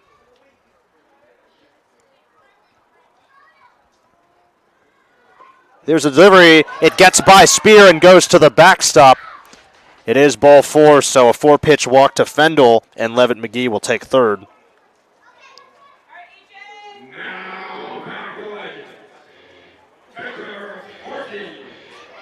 Runners at the corners, 1 out. Here comes Dean Trainer out of the Blues dugout once again. And he wants to make a move to the pen once again.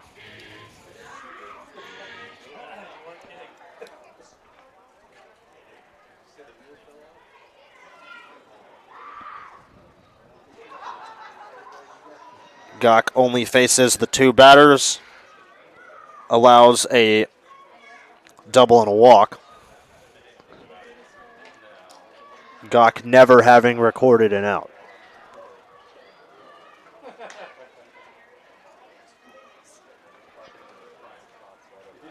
So in comes Chase Rogers.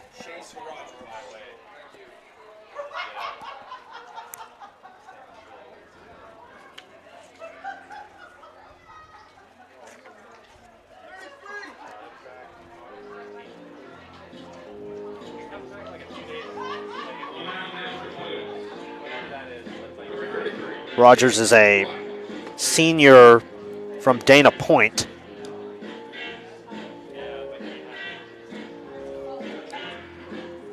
And he'll deal with the bottom of the order here. Jackson, then the lineup card will turn over to Griffin and Kelly, who homered to start this inning. When Jackson bats here, it'll be the 8th batter the Legends have sent to the plate. All of the damage offensively for Menlo Park taking place after Moose exited the game after 5 innings of 1-run, 2-hit ball. Fourth pitcher used by Dean Traynor out of his bullpen today. And I said it in our sign-off last night from Danville.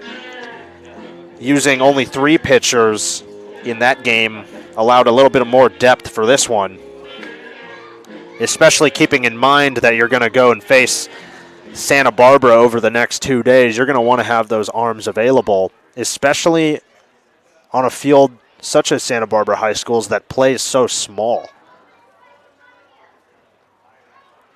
Barely any foul ground there, pretty standard high school field, I'd say, and short fences as well.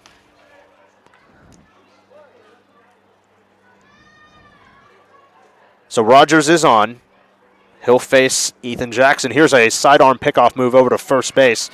Fendel gets back safely.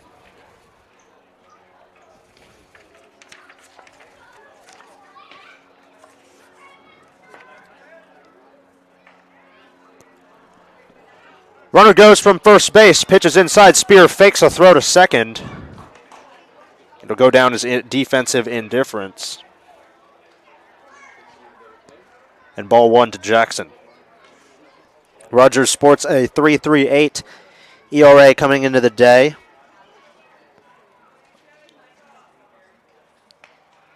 Only has 2 appearances thus far this season. Strike 1.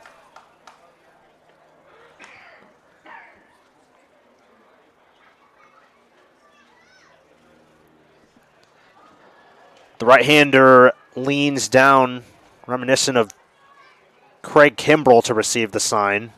Takes a long step back as part of his windup and delivers homeward. Strike 2 called.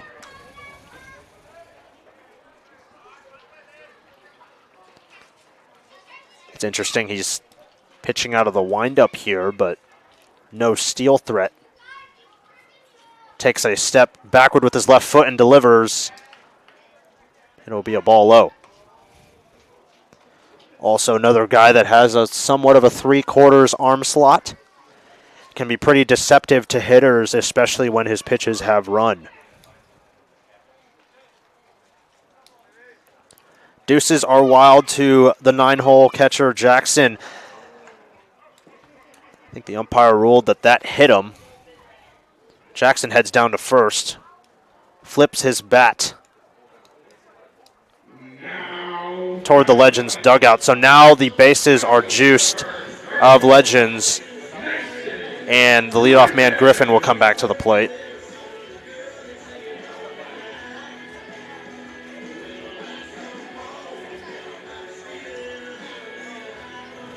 Griffin looking for his first hit today, flied out a couple times and struck out.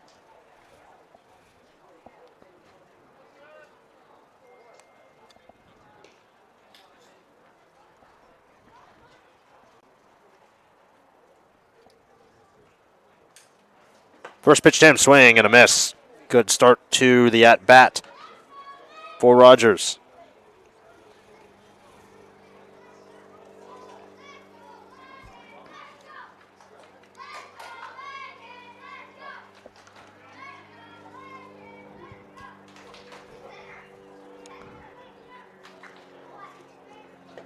There's another swing and a miss on a ball in the dirt. Rogers is ahead 0-2.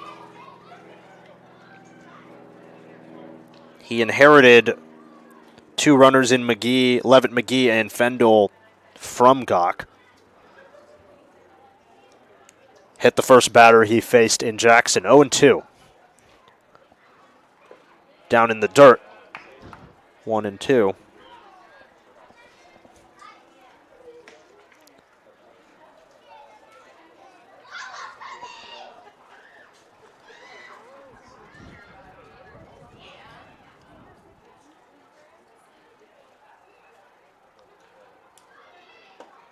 That one's low and away for ball 2.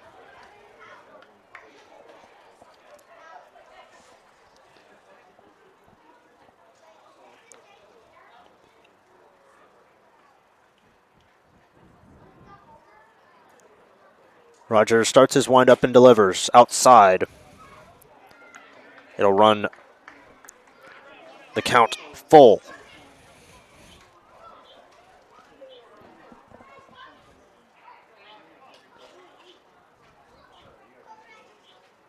Looks in for the sign.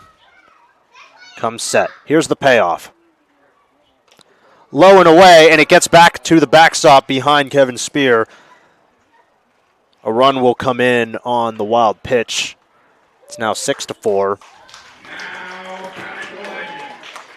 Or rather, that was a walk with the bases loaded, so the run would have scored anyway. Menlo Park now goes ahead by 2, 6-4.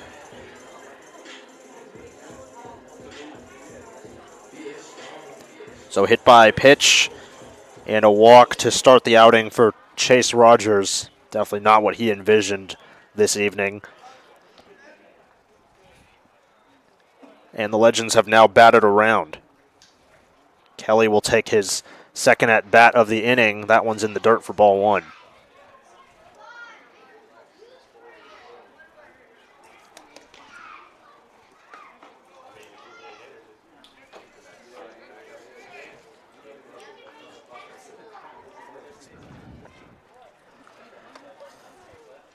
Bases still full of Legends.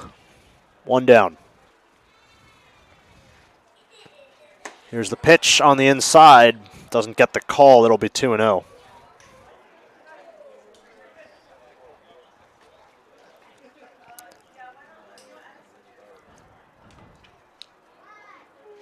Definitely what has to be going through Dean Trainer's mind now is which of my pitchers do I use tonight, knowing that I have the 2 road games tomorrow. This one's popped up in the shallow outfield. Under it is Diego Gonzalez. He'll make a basket catch in front of him. Much needed out number 2 for this Blues defense, who's been out there quite some time at this point. So bases loaded and 2 out for the 3-hole hitter, Ryan Duran. Scored on Altmark's triple last inning, or earlier this inning, I should say. This is his second at bat of the inning.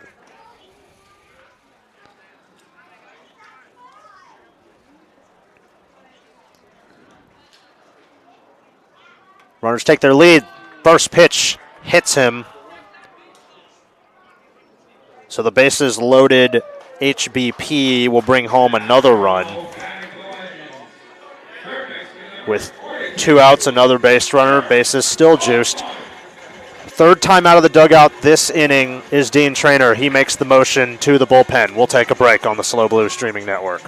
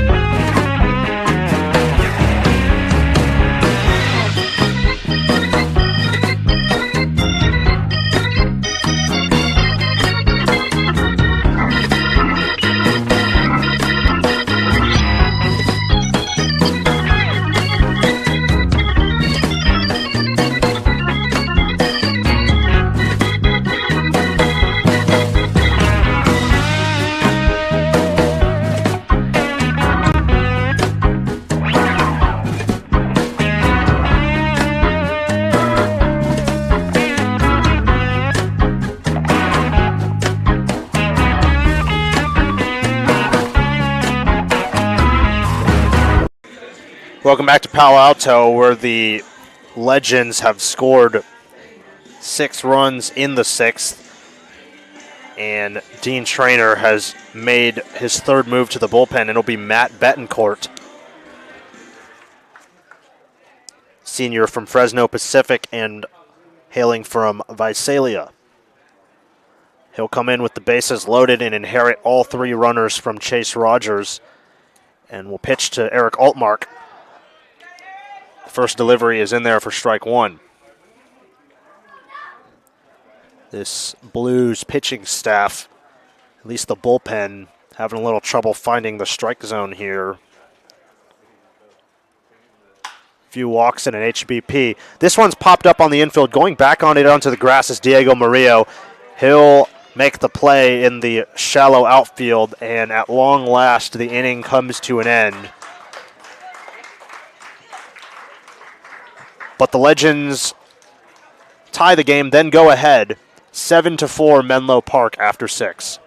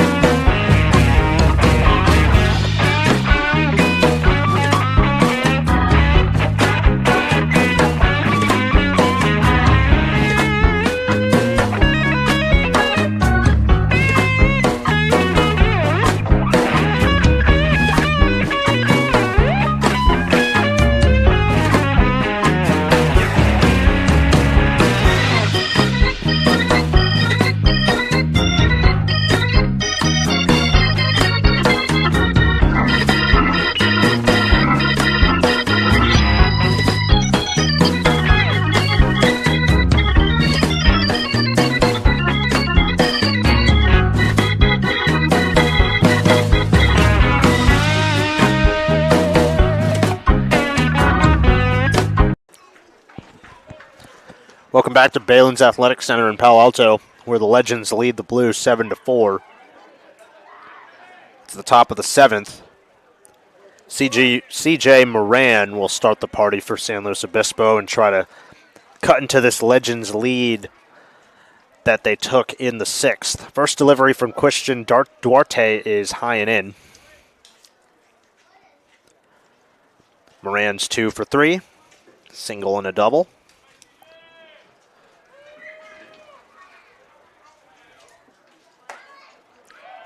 That one's high as well. Early advantage for CJ. Moran enters today batting .269 in 27 games, 28 hits and 21 ribbies. Has a home run on the season as well. There's strike 1 called. Of course, the stat that everyone loves to know is who's the Blues home run leader? Well, there are, by my count, 3 players in the lead for first with 2 apiece. That will be Kyle Becker, Miles Mador, and Cutter Gage Webb. We know how hard it is to get the ball out of Sinsheimer on a summer night when that wind's coming in, and obviously that park plays so big. Moran spits on that one, but it's in there for strike 2 to even the count at 2.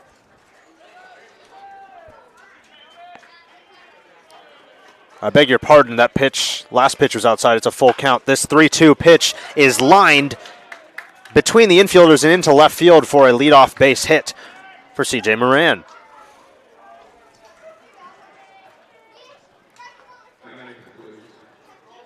Went the other way with it, the lefty did. Great piece of hitting to set the table for Brendan Comerford. Had a hit in the first and a couple flyouts.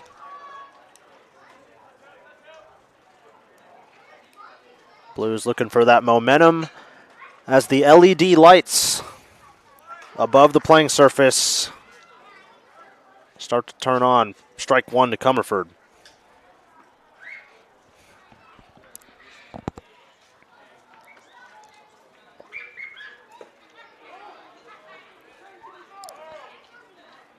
Checked his swing on a pitch low and away.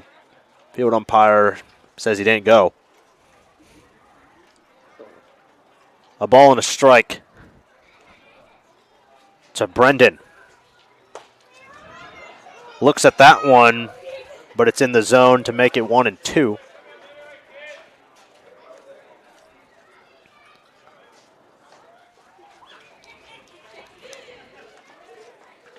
Moran takes his lead off first. Aggressive secondary, and that pitch is fouled over by Menlo Park's dugout. We'll keep the count there.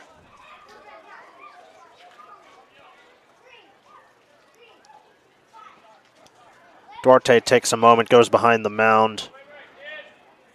A little walk around his office for the evening. Kicks and deals. Another foul, this time back to the screen. Comerford, after the swing fell over onto the plate, takes a walk around the catcher and the umpire back to his position in the right-handed batter's box.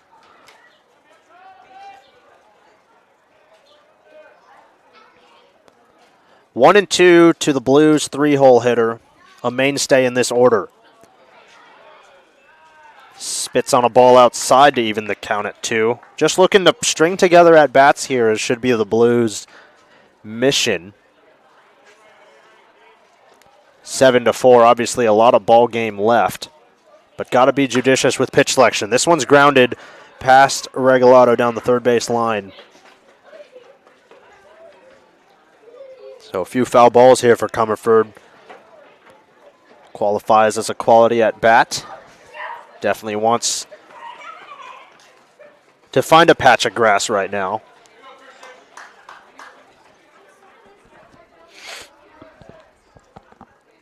The 2-2. A little bit outside.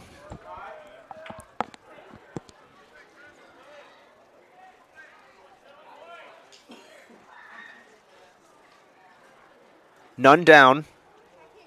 Moran on first.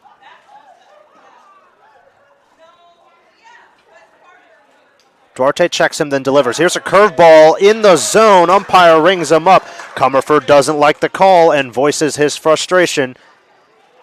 He stood there for an extra moment and pleaded his case and has a few more words on his way back to the dugout. He's still at the dugout. Here comes Dean Traynor.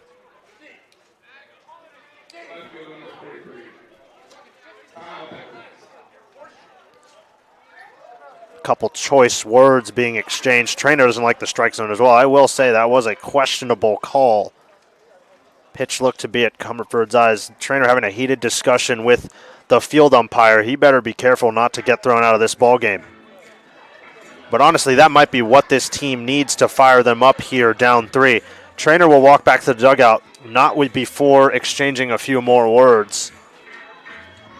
But in the scorebook, it'll go down as a backwards K for Brendan Comerford.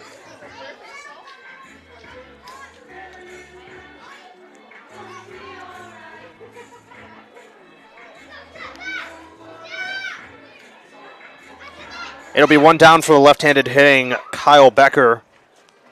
Mentioned he is one of 3 players on the Blues that have hit 2 homers this season. Swings and foul tips the first pitch he sees.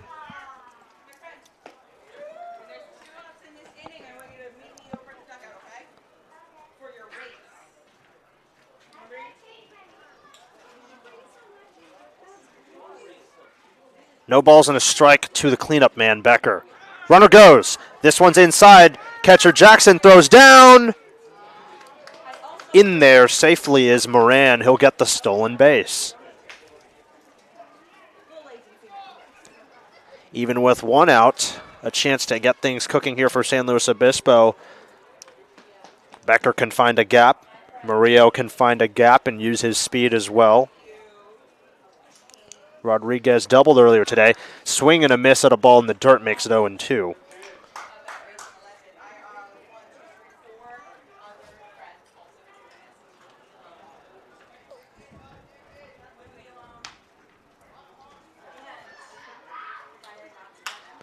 Here's a high fly ball down the right field line, giving chases. Mooser heading towards the fence. It'll go out of play over there. There's the outfield fence and then a gap before another fence starts. There's a little gap, probably about 20 yards wide. In foul ground on the first base side, out of our camera shot. But it rolled over to a side field over there here at the Balin's Athletic Complex.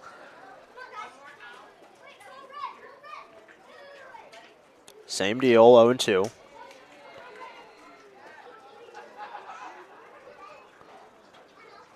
Swing and a miss. 2 straight strikeouts for the Blues. This one is a forwards K, so up comes Diego Murillo.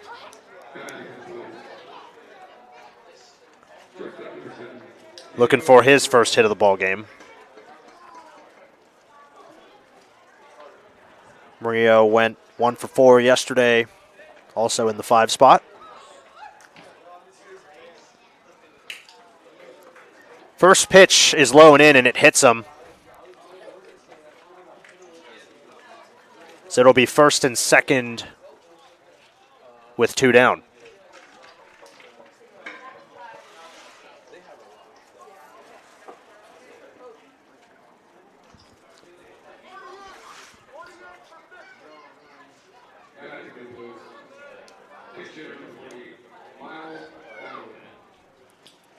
And you heard it, it'll be Miles Mador pinch hitting for Johnny Rodriguez.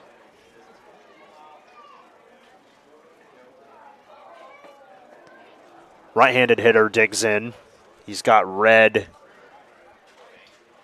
batting gloves and protective equipment. Mador was the catcher yesterday in the 1-0 victory, went 0 for 3 in that one. Comes in with the .272 batting average. Off the bench, Mador looks at strike 1.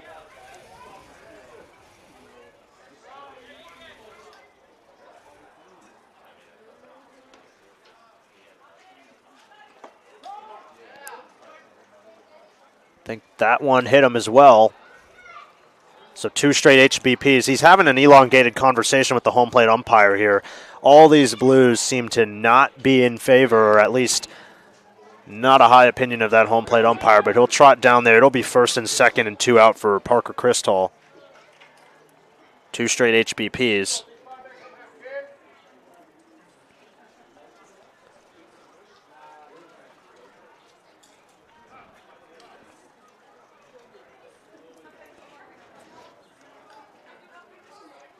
So the base is juiced. And one of the Legends assistant coaches is going to come out and have a visit with Christian Duarte. Was fairly effective in his first inning of work.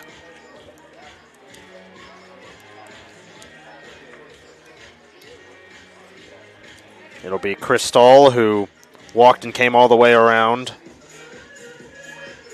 in the 6th.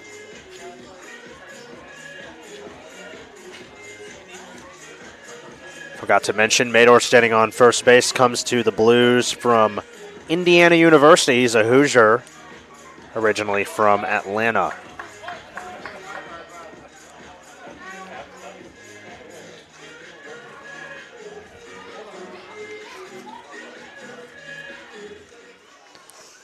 Cristall's first game was against the Alameda Merchants 2 days ago. Went 1 for 3, 1 run. Couple RBIs in that one, so a good debut for him. Searching for his first hit tonight, looks at strike 1. 2 outs, the bases loaded for the Blues. Ball in the gap could put this team within 1. There's a ball out, 1-1. Mador was dancing off first base there, trying to get Duarte to stop his rhythm, get him out of that rhythm, rather. Left-hander, he's looking right at him over there. Here's the delivery, it's outside. 2 balls and a strike to the 7-hole.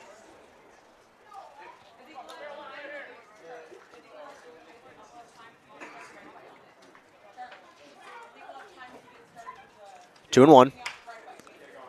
Popped foul down towards the Menlo Park Legends bullpen and over by their batting practice turtle, which interestingly enough was not on the field today for batting practice, just a couple smaller screens on the field as both teams took a BP. Last couple days, the Blues team bus has been more on time than it was Wednesday. At the Merchants, obviously that was a earlier start time on the road. Count runs full to Crystal.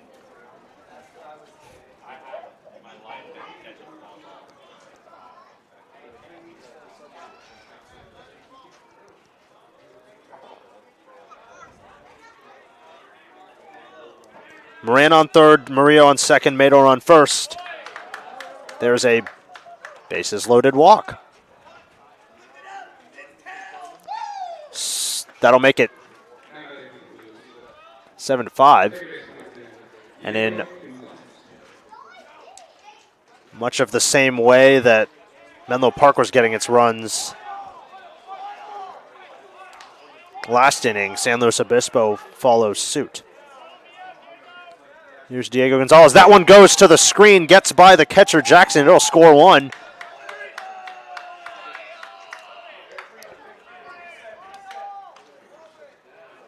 It'll be 7-6, so all of a sudden the Blues within 1.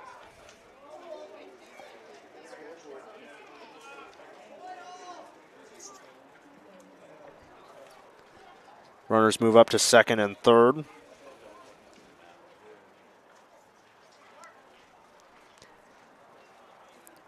One out to Gonzalez.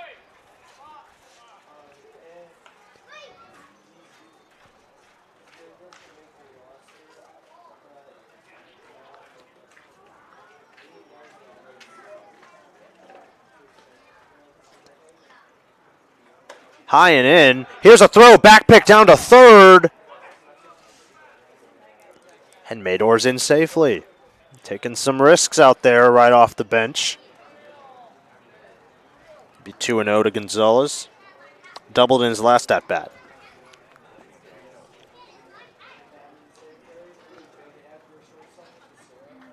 Two outs.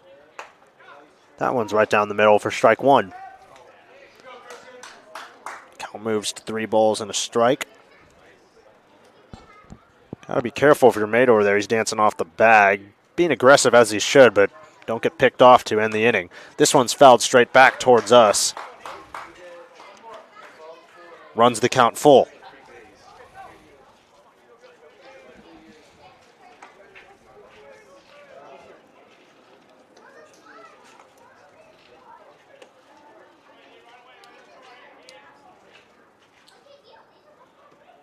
The pitch, swing and a miss.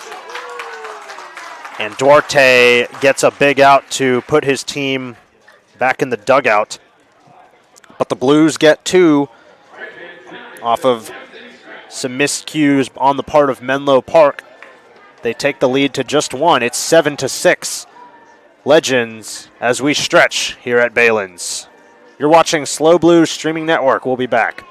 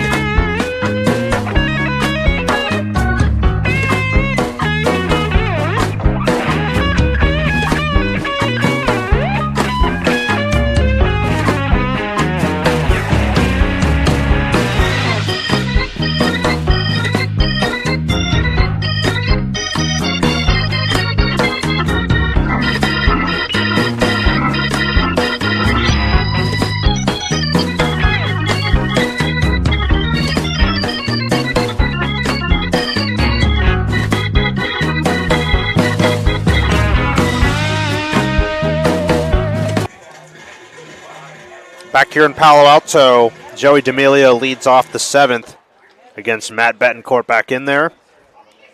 He looks at ball one high. Blues plate 2 in the top half of the inning to pull the lead to just 1 for the Legends.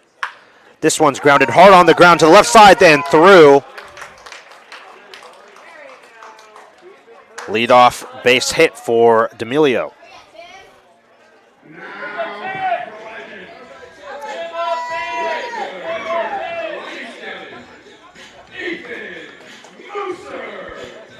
Mooser will come up for the 4th time. Couple Ks and a single came all the way around in the 6th. In an inning in which Menlo Park sent 11 to the plate. His first pitch is fouled behind the Blues dugout.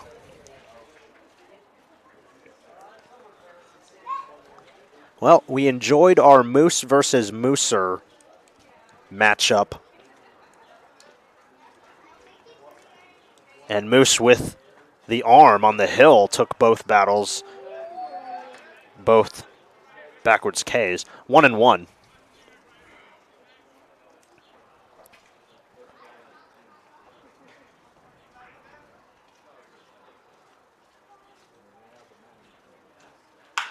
Hard on the ground to first base, fielded by Moran. He'll go to second. The relay back over. They got him. How about that? A 3-6-3 double play. Moran flashing the leather. You're here in Palo Alto as the sun goes down. Made a nice play, fielded it on the backhand, went right over to Diego Murillo covering second base and got back in time for the 3-6-3. Double play is what the doctor ordered. It'll bring up Casey Levitt McGee here in the bottom of the 7th. First pitch is low and in.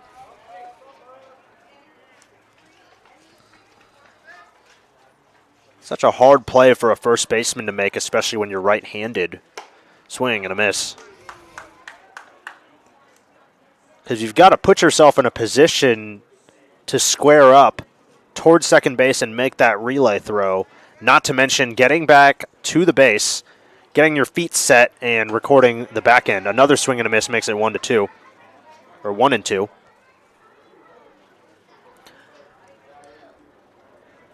So Moran obviously experienced, had all the footwork correct. This one's looped into shallow right field. It'll come in front and fall in front of Parker Cristall, who picks it like a first baseman, but it'll be a base hit for Levitt McGee.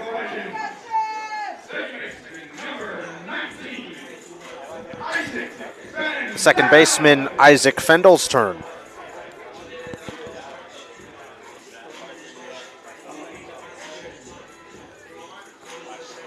Blues looking for a quick inning, something they have not had in a couple of them.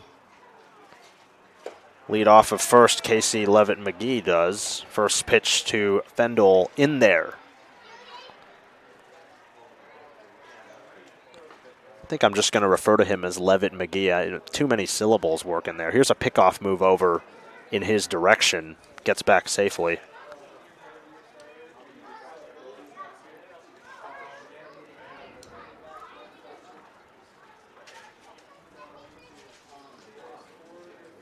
Here's another pickoff. You know, that one was a lot closer than the first. He's taking a very, very conservative primary lead, only a few steps off. And as soon as Betancourt came set, he took his secondary. I think Betancourt used his spidey senses, felt that, picked over.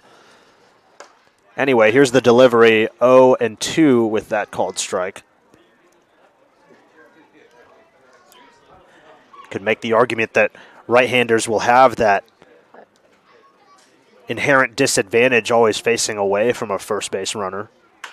On the ground, chopped over Betancourt's head. Coming over by the second base bag is Gonzalez. He goes over to first.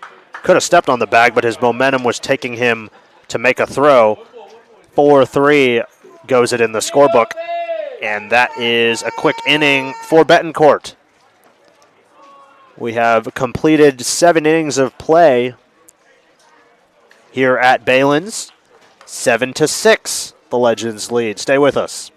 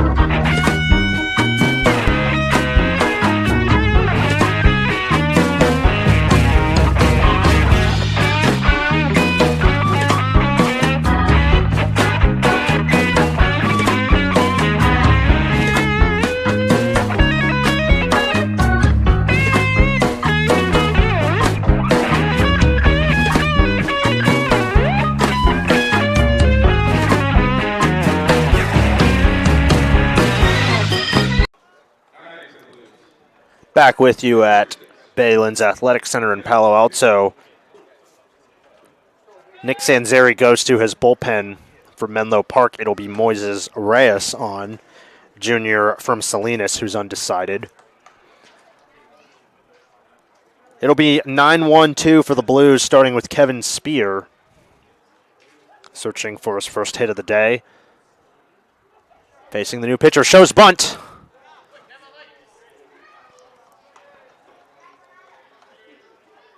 It'll be ball 1. Can be a good strategy. New pitcher comes into the game. Might not be exactly thinking of himself as a defender. Maybe trying to get one over on him by laying one down. Bunts shows bunt again. That one's in and out of the glove of Jackson, but called a strike nonetheless. 1-1 to the Washington Husky. Spear appeared in 8 games with Washington this past spring as a junior, started 2 games as a catcher. His first hit and run scored as a Husky was at Eastern Michigan back on April 28th. He'll take that one for strike 2. Previously at Iowa Western and Gonzaga.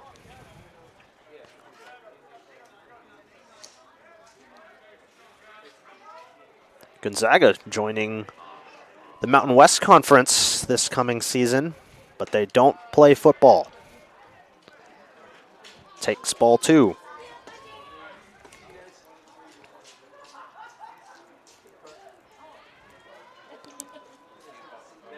Or I misspoke.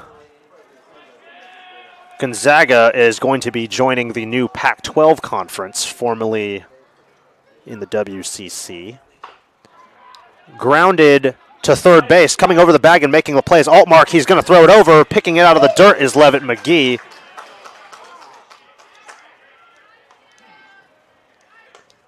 Out number 1.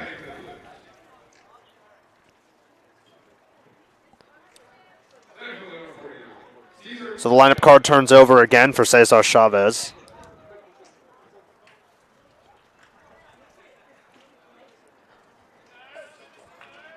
And according to the Google AI overview, Oregon State and Washington State will be staying behind as quote-unquote legacy schools in the Pac-12, being the only 2 that were in that conference previously. First pitch to Chavez is in there for a strike, but it'll get away from the catcher Jackson. But some of the joining teams, the new ones, will be Boise State, Colorado State, Fresno State, Gonzaga, San Diego State, Texas State, and Utah State. Like I said, Gonzaga competes in all sports except football. So, should be an exciting new look conference this football season. That one's fouled out of play down the first baseline. You know, I remember where I was when USC and UCLA announced their move from the classic Pac-12 over to the Big Ten. We were sitting at my grandfather's house just up the road in Sacramento. This one's grounded, foul of first base. We'll reset and do it again. Happened a few seasons ago, and it started a wave of conference realignment. Texas and Oklahoma had obviously been talking about joining the SEC for years. Finally pulled the trigger on that. A couple college football playoff appearances for both, especially in the expansion era. Steve Sarkisian and his program doing big things in Austin. That's a ball low. But part of the conditions for Texas joining the SEC is, well, they had to lose the Longhorn Network, which was the longtime broadcast partner of Longhorn Athletics, was available on a subscription-only basis, and was really the first network of its kind for a school to have its own network. This one's hit hard past the shortstop, Kelly, and into left center. It'll be a one-out hit for the leadoff man, Chavez.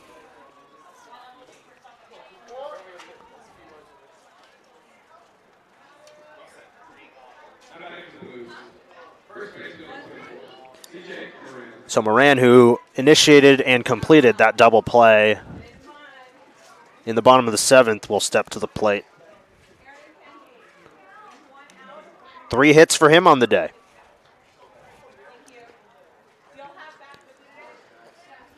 One cannot dispute the impact of their strike one. Of NIL collectives and the transfer portal to the changing landscape of college football. I mean, the game is practically runner goes, Jackson eats it. Chavez will go into second with a stolen base. That was a ball, so the count will even at 1-1. Between realignment, NIL collectives, and the transfer portal, the college football we know now is almost unrecognizable from the game of even 10 years ago, where strike is poured in there, 1-2, where player loyalty doesn't even mean as much as it used to when you can just up and transfer whenever you feel like it.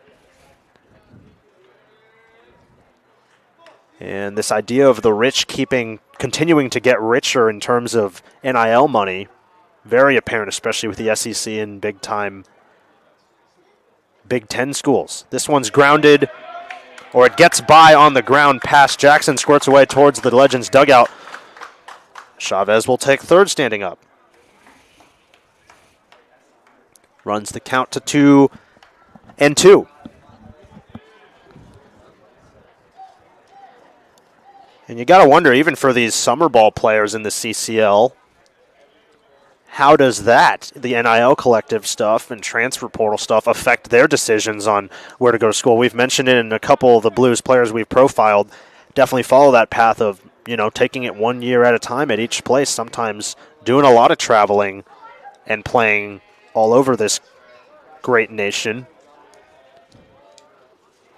when that portal is so readily accessible. 2-2 to Moran. Swings and perhaps foul-tipped it, but either way, it'll be a K for out number 2 of the 8th.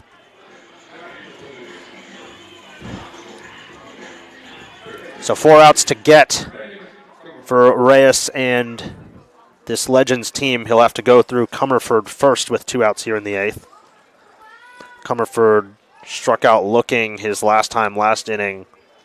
Questionable strike call on the part of the home plate umpire. Dean Traynor made his opinion known. He takes strike 1 called.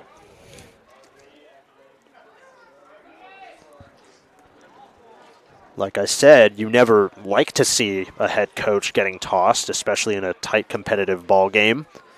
but sometimes that's what your ball club needs to get off the mat. Runner on third. This one's lined up the gap into center field. Comerford ties the ball game 7-all. Home plate umpire notwithstanding. What a great piece of hitting from the Blues veteran to tie the ball game. So a good ribby and piece of hitting from Comerford. Blues are right back in it. It'll bring up Kyle Becker. The opportunity to do some more damage here with 2 outs. Comerford takes his lead off of second base. Swing and a miss, low and away, but he took a stab at it.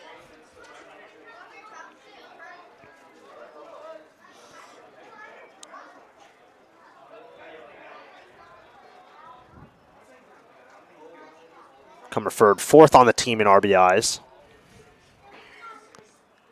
Swing and a miss, added number 20 right there. Chavez leads the team with 31, followed by Diego Murillo, who waits in the on-deck circle with 23, and Moran has 21. 0-2, Comerford dancing off first. Here's the pitch from Reyes. Outside,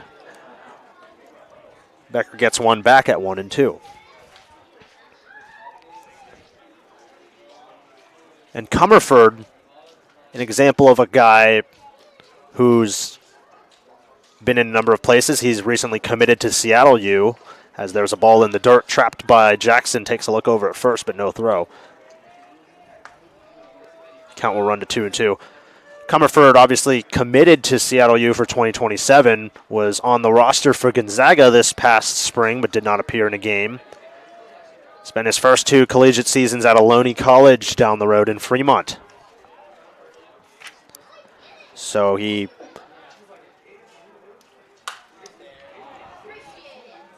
there's a foul ball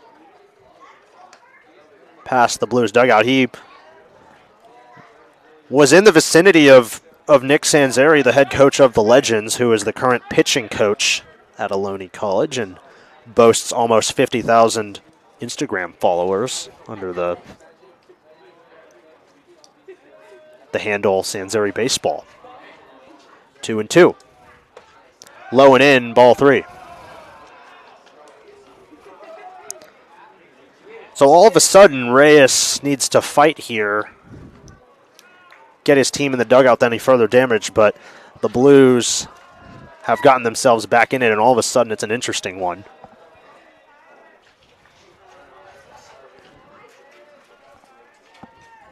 Swing and a miss to end the inning. He does just that, but not before the Blues tie the game on Brendan Comerford's single up the middle.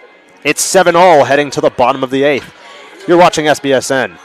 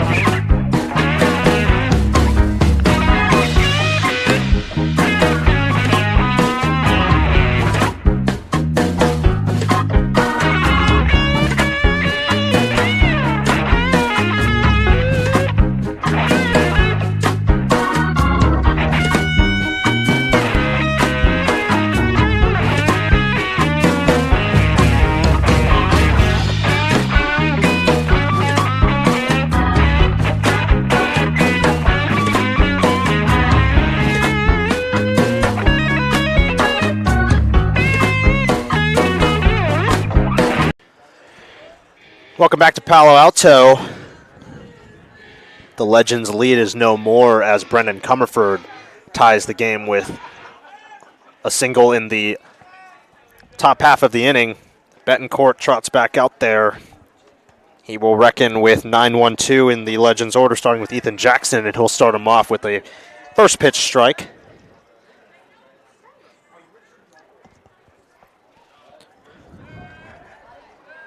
Jackson hitless today. Looks at strike two called. Early 0-2 advantage for Betancourt. Called upon from the bullpen last inning. Fifth pitcher for the Blues thus far. So a busy night for that bullpen. That ball is low and away. So for now, it's Betancourt's game. We'll see how the strategy changes now that the Blues are back in it, but there is no one actively throwing in the Blues bullpen down the left field line. There's one on the corner. Looked close, but called a ball. So 2-2 to the 9-hole Jackson. Chopped foul on the ground towards the Blues dugout.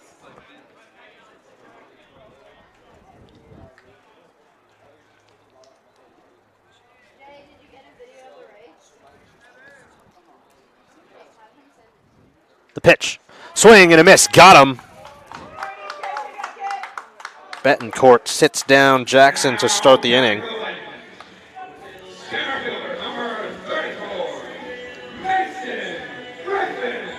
He'll turn the lineup card over to the leadoff man, Mason Griffin. Also hitless on the ball game.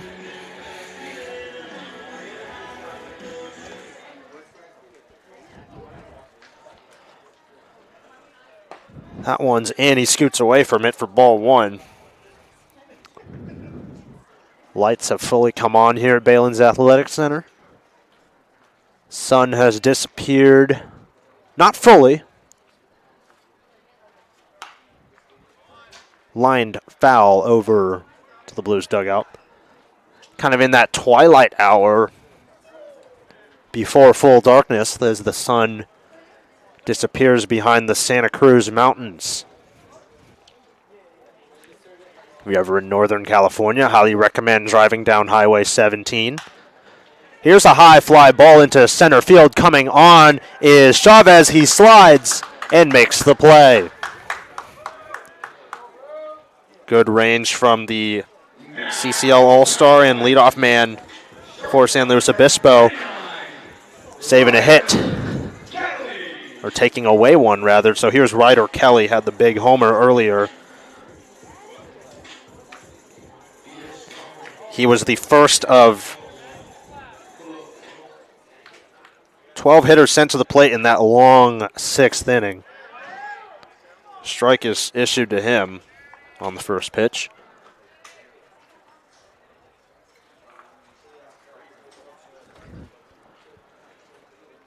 The 0-1. Inside almost hit him. He might have offered at it. He did offer at it, but the appeal is that he did not swing, says the field umpire. Like I said, highly recommend that drive down the Highway 17. You can either start in Santa Cruz and work your way towards San Jose or the other way around. The ball high. Just make sure you have a vehicle with good fuel economy. As the owner of a 2004 Toyota Sienna, not a very fun one financially. As there's strike two swinging.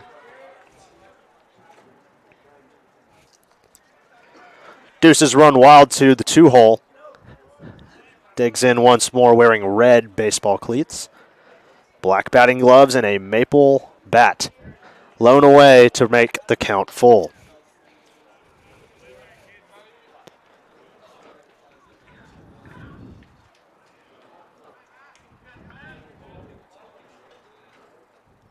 The payoff pitch is fouled back to the screen. He got the bat flew out of Kelly's hands there.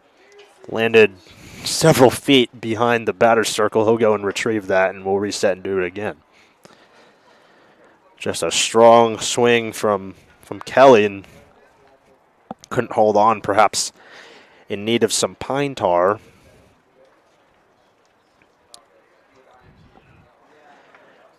You know, there can be an adjustment for players to go from aluminum that they're used to in college to those wooden bats, as there's called strike 3 to end the inning.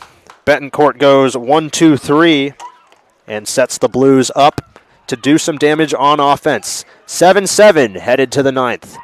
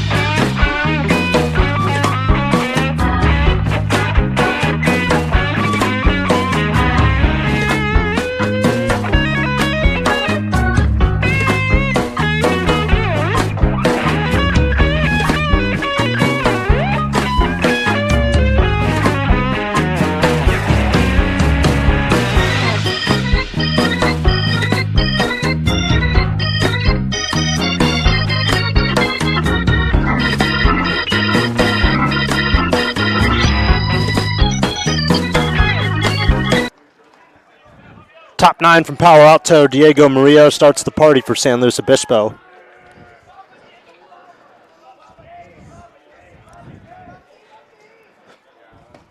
First pitch misses in the dirt away.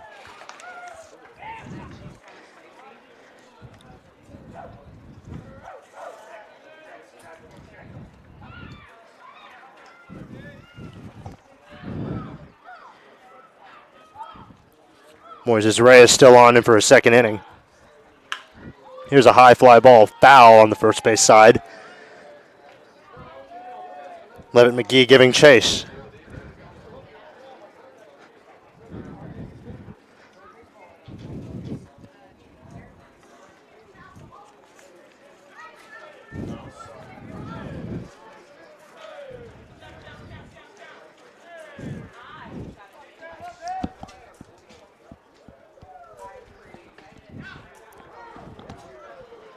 Take strike 2 called on the outside.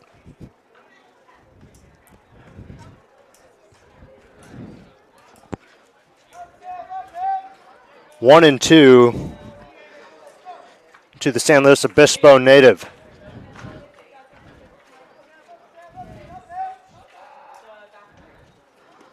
Takes that one low in the dirt. Be 2 and 2.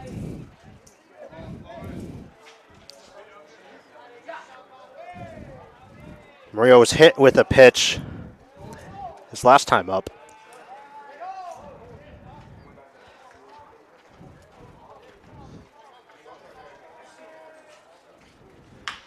Swing and a high foul out of play down the right field line into one of those side fields here at Balin's Athletic Complex. As in the broadcast area, we are almost in total darkness. Field obviously illuminated by lights, but we're under covering for the bleachers that was helpful earlier during the sun, when the sun was out, but pretty dark in here now. It's a full count with that ball.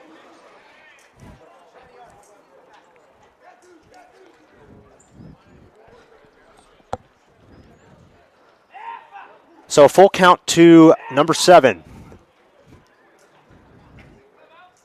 Here's the payoff.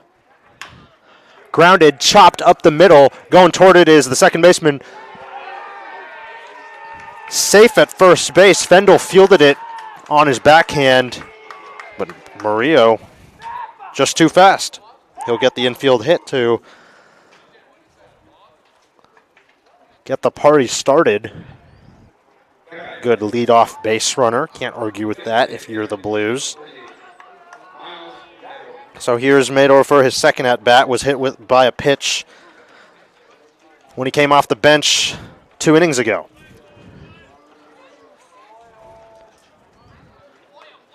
It's been quite the range of pace of play during games this week. Obviously in Alameda, that game was just over 3.5 hours. Last night's game was about 2:15, and we are approaching the 3-hour mark tonight. Here's a ground ball up the middle, and it gets past the glove of the shortstop, Kelly, and into center field. Going first to third is Murillo, and Miles Mador, the bench bat, strikes again. All this coming with none down in the inning.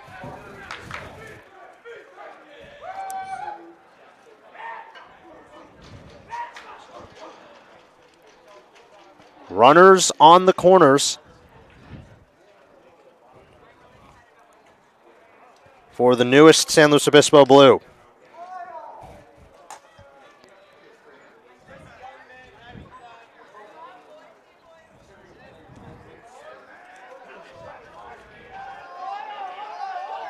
Here's Cristol. First and third, nobody out. Bottom of the ninth in Palo Alto. This Blues dugout and bench has come to life. Everyone on the top step. Ground ball foul towards the Blues dugout.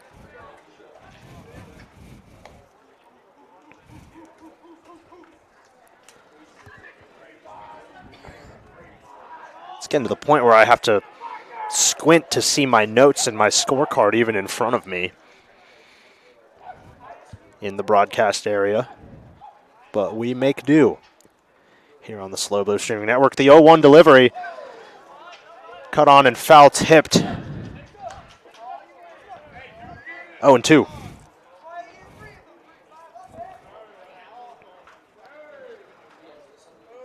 Cristol looked like he would have wanted that one back. I said it's the bottom of the ninth. Well, it's the top of the ninth. The Blues are the visiting team. They bat first.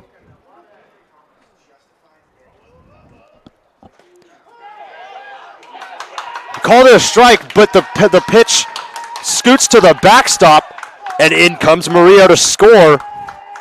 The Blues have gone ahead 8-7 here in the ninth.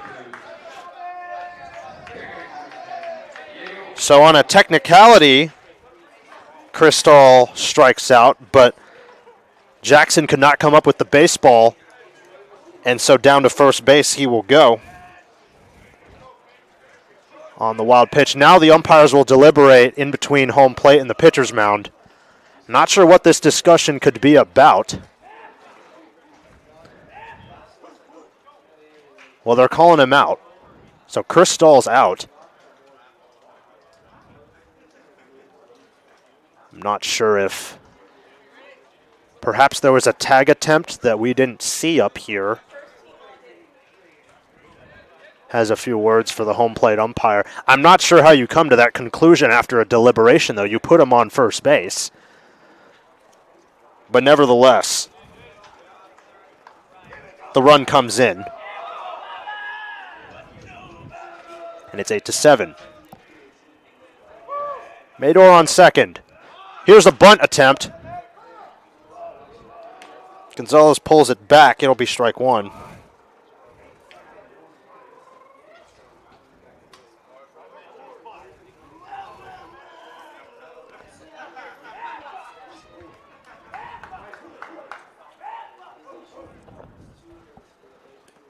Ball in the dirt.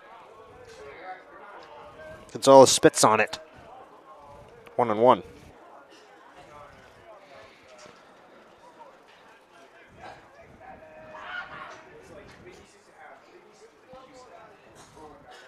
They haven't updated the scoreboard here in the ballpark, but the Blues have taken the lead.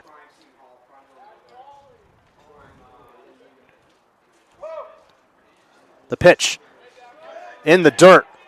Jackson looks for it. Man, he's having quite a hard time locating the baseball in the dirt in these last couple innings. It's cost the Legends a couple of runs. Usually you like to hear your infielders telling your catcher, hey, where's the ball? Behind you, backstop, in front of you. Didn't hear that. You got to wonder what's going on there. 2-1 to the left-hander. On the outside corner, it hits it. Reyes gets back in it at 2-2.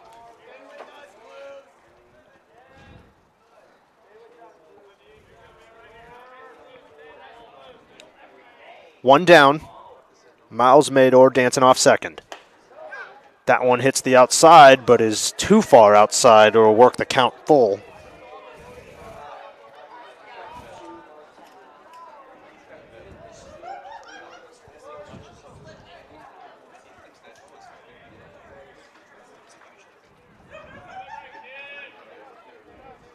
The payoff. Low and in the dirt.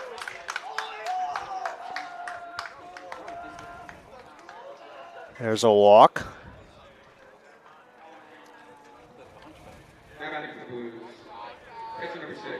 So it'll be Kevin Spear batting with one out and runners on first and second.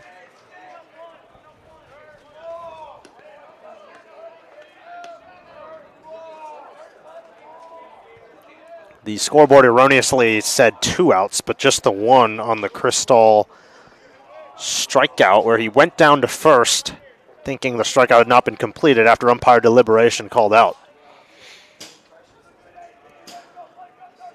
Blues have recorded 10 hits to the Legends 8.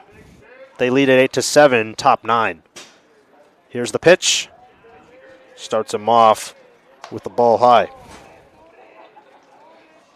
Spears grounded out a couple times, popped to the third baseman, and in his first at-bat reached on an error. Part of what was a disastrous defensive second inning for Menlo Park with 3 errors. All 3 of their errors having been committed in that second inning. 8-7. Grounded, foul of third base.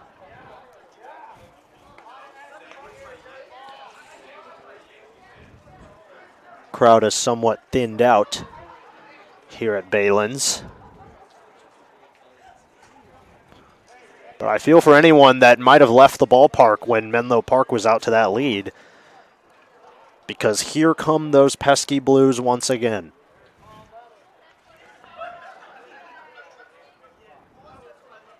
The 1-1. In there for a strike. The throw down to third. They got him. Miles Mador caught stealing at third base on the pitch. Jackson put that baseball right where it needed to be, and Eric Altmark did the rest.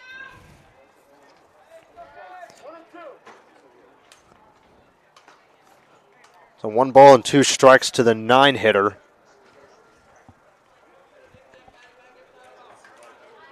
Kevin Spear. So that lead runner eliminated. It's just Gonzalez on first base now with 2 down. Ball is high and in. Spear backs away from it.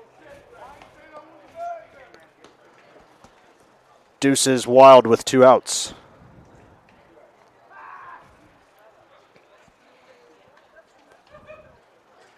Spear taking his time to get back in the batter's box. Called time, but now the umpire puts the ball back in play. 2-2.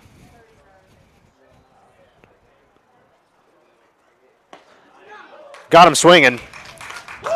So nothing further for the Blues with the caught stealing. No insurance comes across. But we head to the bottom of the 9th. San Luis Obispo leading 8-7 on the SLO Blues streaming network. Don't go anywhere.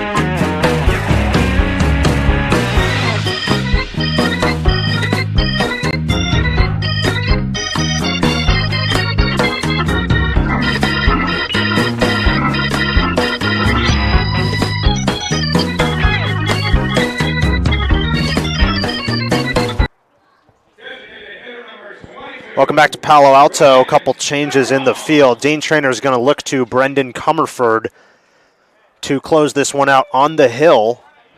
So Comerford will move from third base to pitcher. Brady Alves is in the game at third base. If it gets to it, certainly we hope it doesn't. We'll see where he gets slotted in the lineup, which hitter Traynor decides to pull, but for now, the Blues will drop the DH, and Comerford's in the game pitching. First delivery to the leadoff man, Ryan Duran, is a swing and a miss.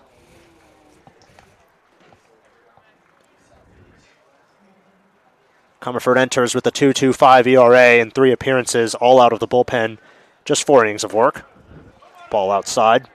Allowed 4 hits, 1 earned, no walks, and a few punchies in his limited appearances. But we saw this most of last season as well, where Comerford would be called upon in some save situations and late in the ball game to finish things out, such as the case right now.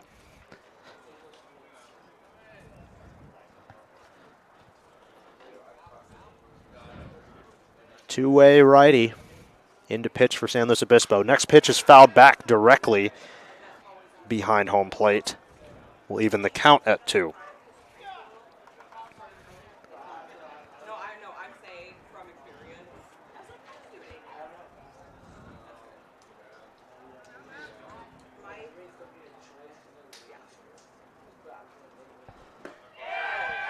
Called strike 3 for out number 1.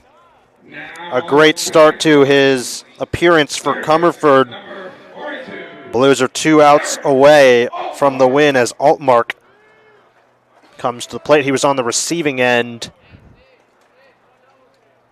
of that caught stealing of Mador in the top half. Laid down the tag from what was a great throw from Ethan Jackson. First pitch to him. He checks his swing, but it's fair. Comerford goes off the mound to his right, fires across to first for the out. Pitchers can field too, especially when you're an everyday third baseman. It'll go down 1-3.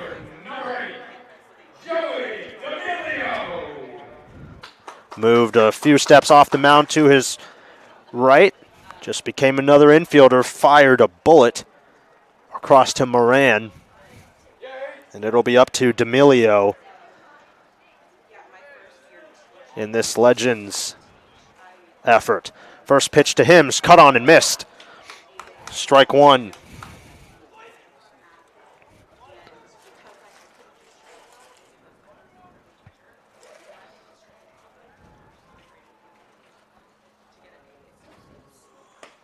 That one's in there for called strike 2.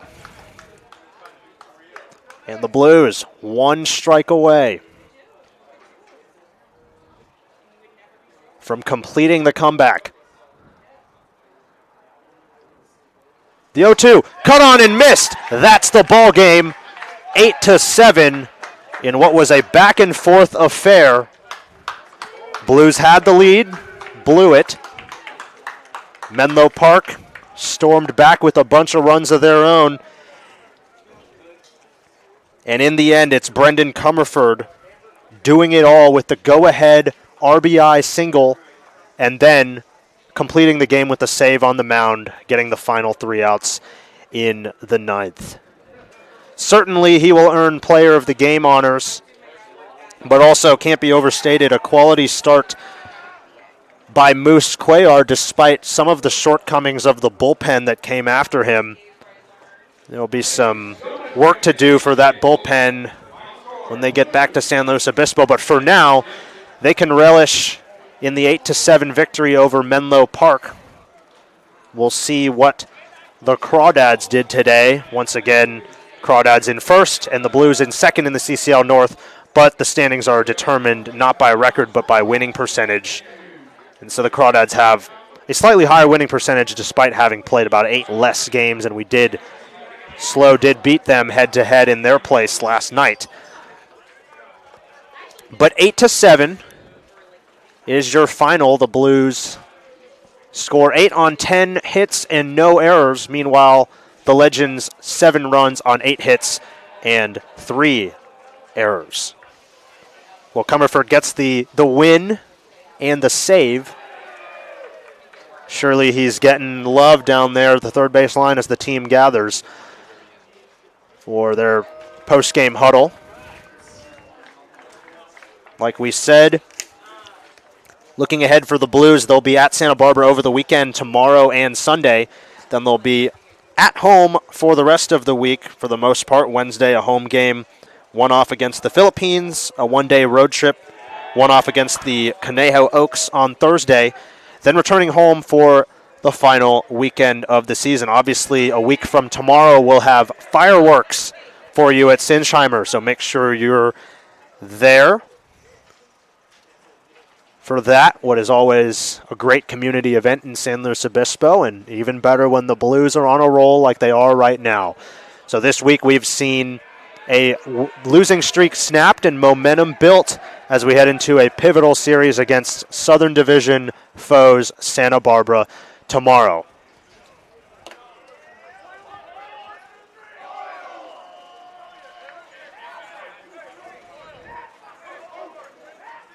That game tomorrow will be at 4:30 Pacific at Santa Barbara High School, so guys will look to get some rest tonight, then head down there for the game. And then again on Sunday at 2 p.m., Addy will be back on the call for that. But it's been a pleasure being with you this week here on the SLO Blues streaming network. For the SLO Blues baseball organization, the team, for our director of baseball operations, Vincent Regalado, who joined me on the broadcast on Wednesday, I'm Jacob Lee. Thank you for joining us on a Friday evening. The Blues continue their momentum with a big win here in Palo Alto. Have a good night.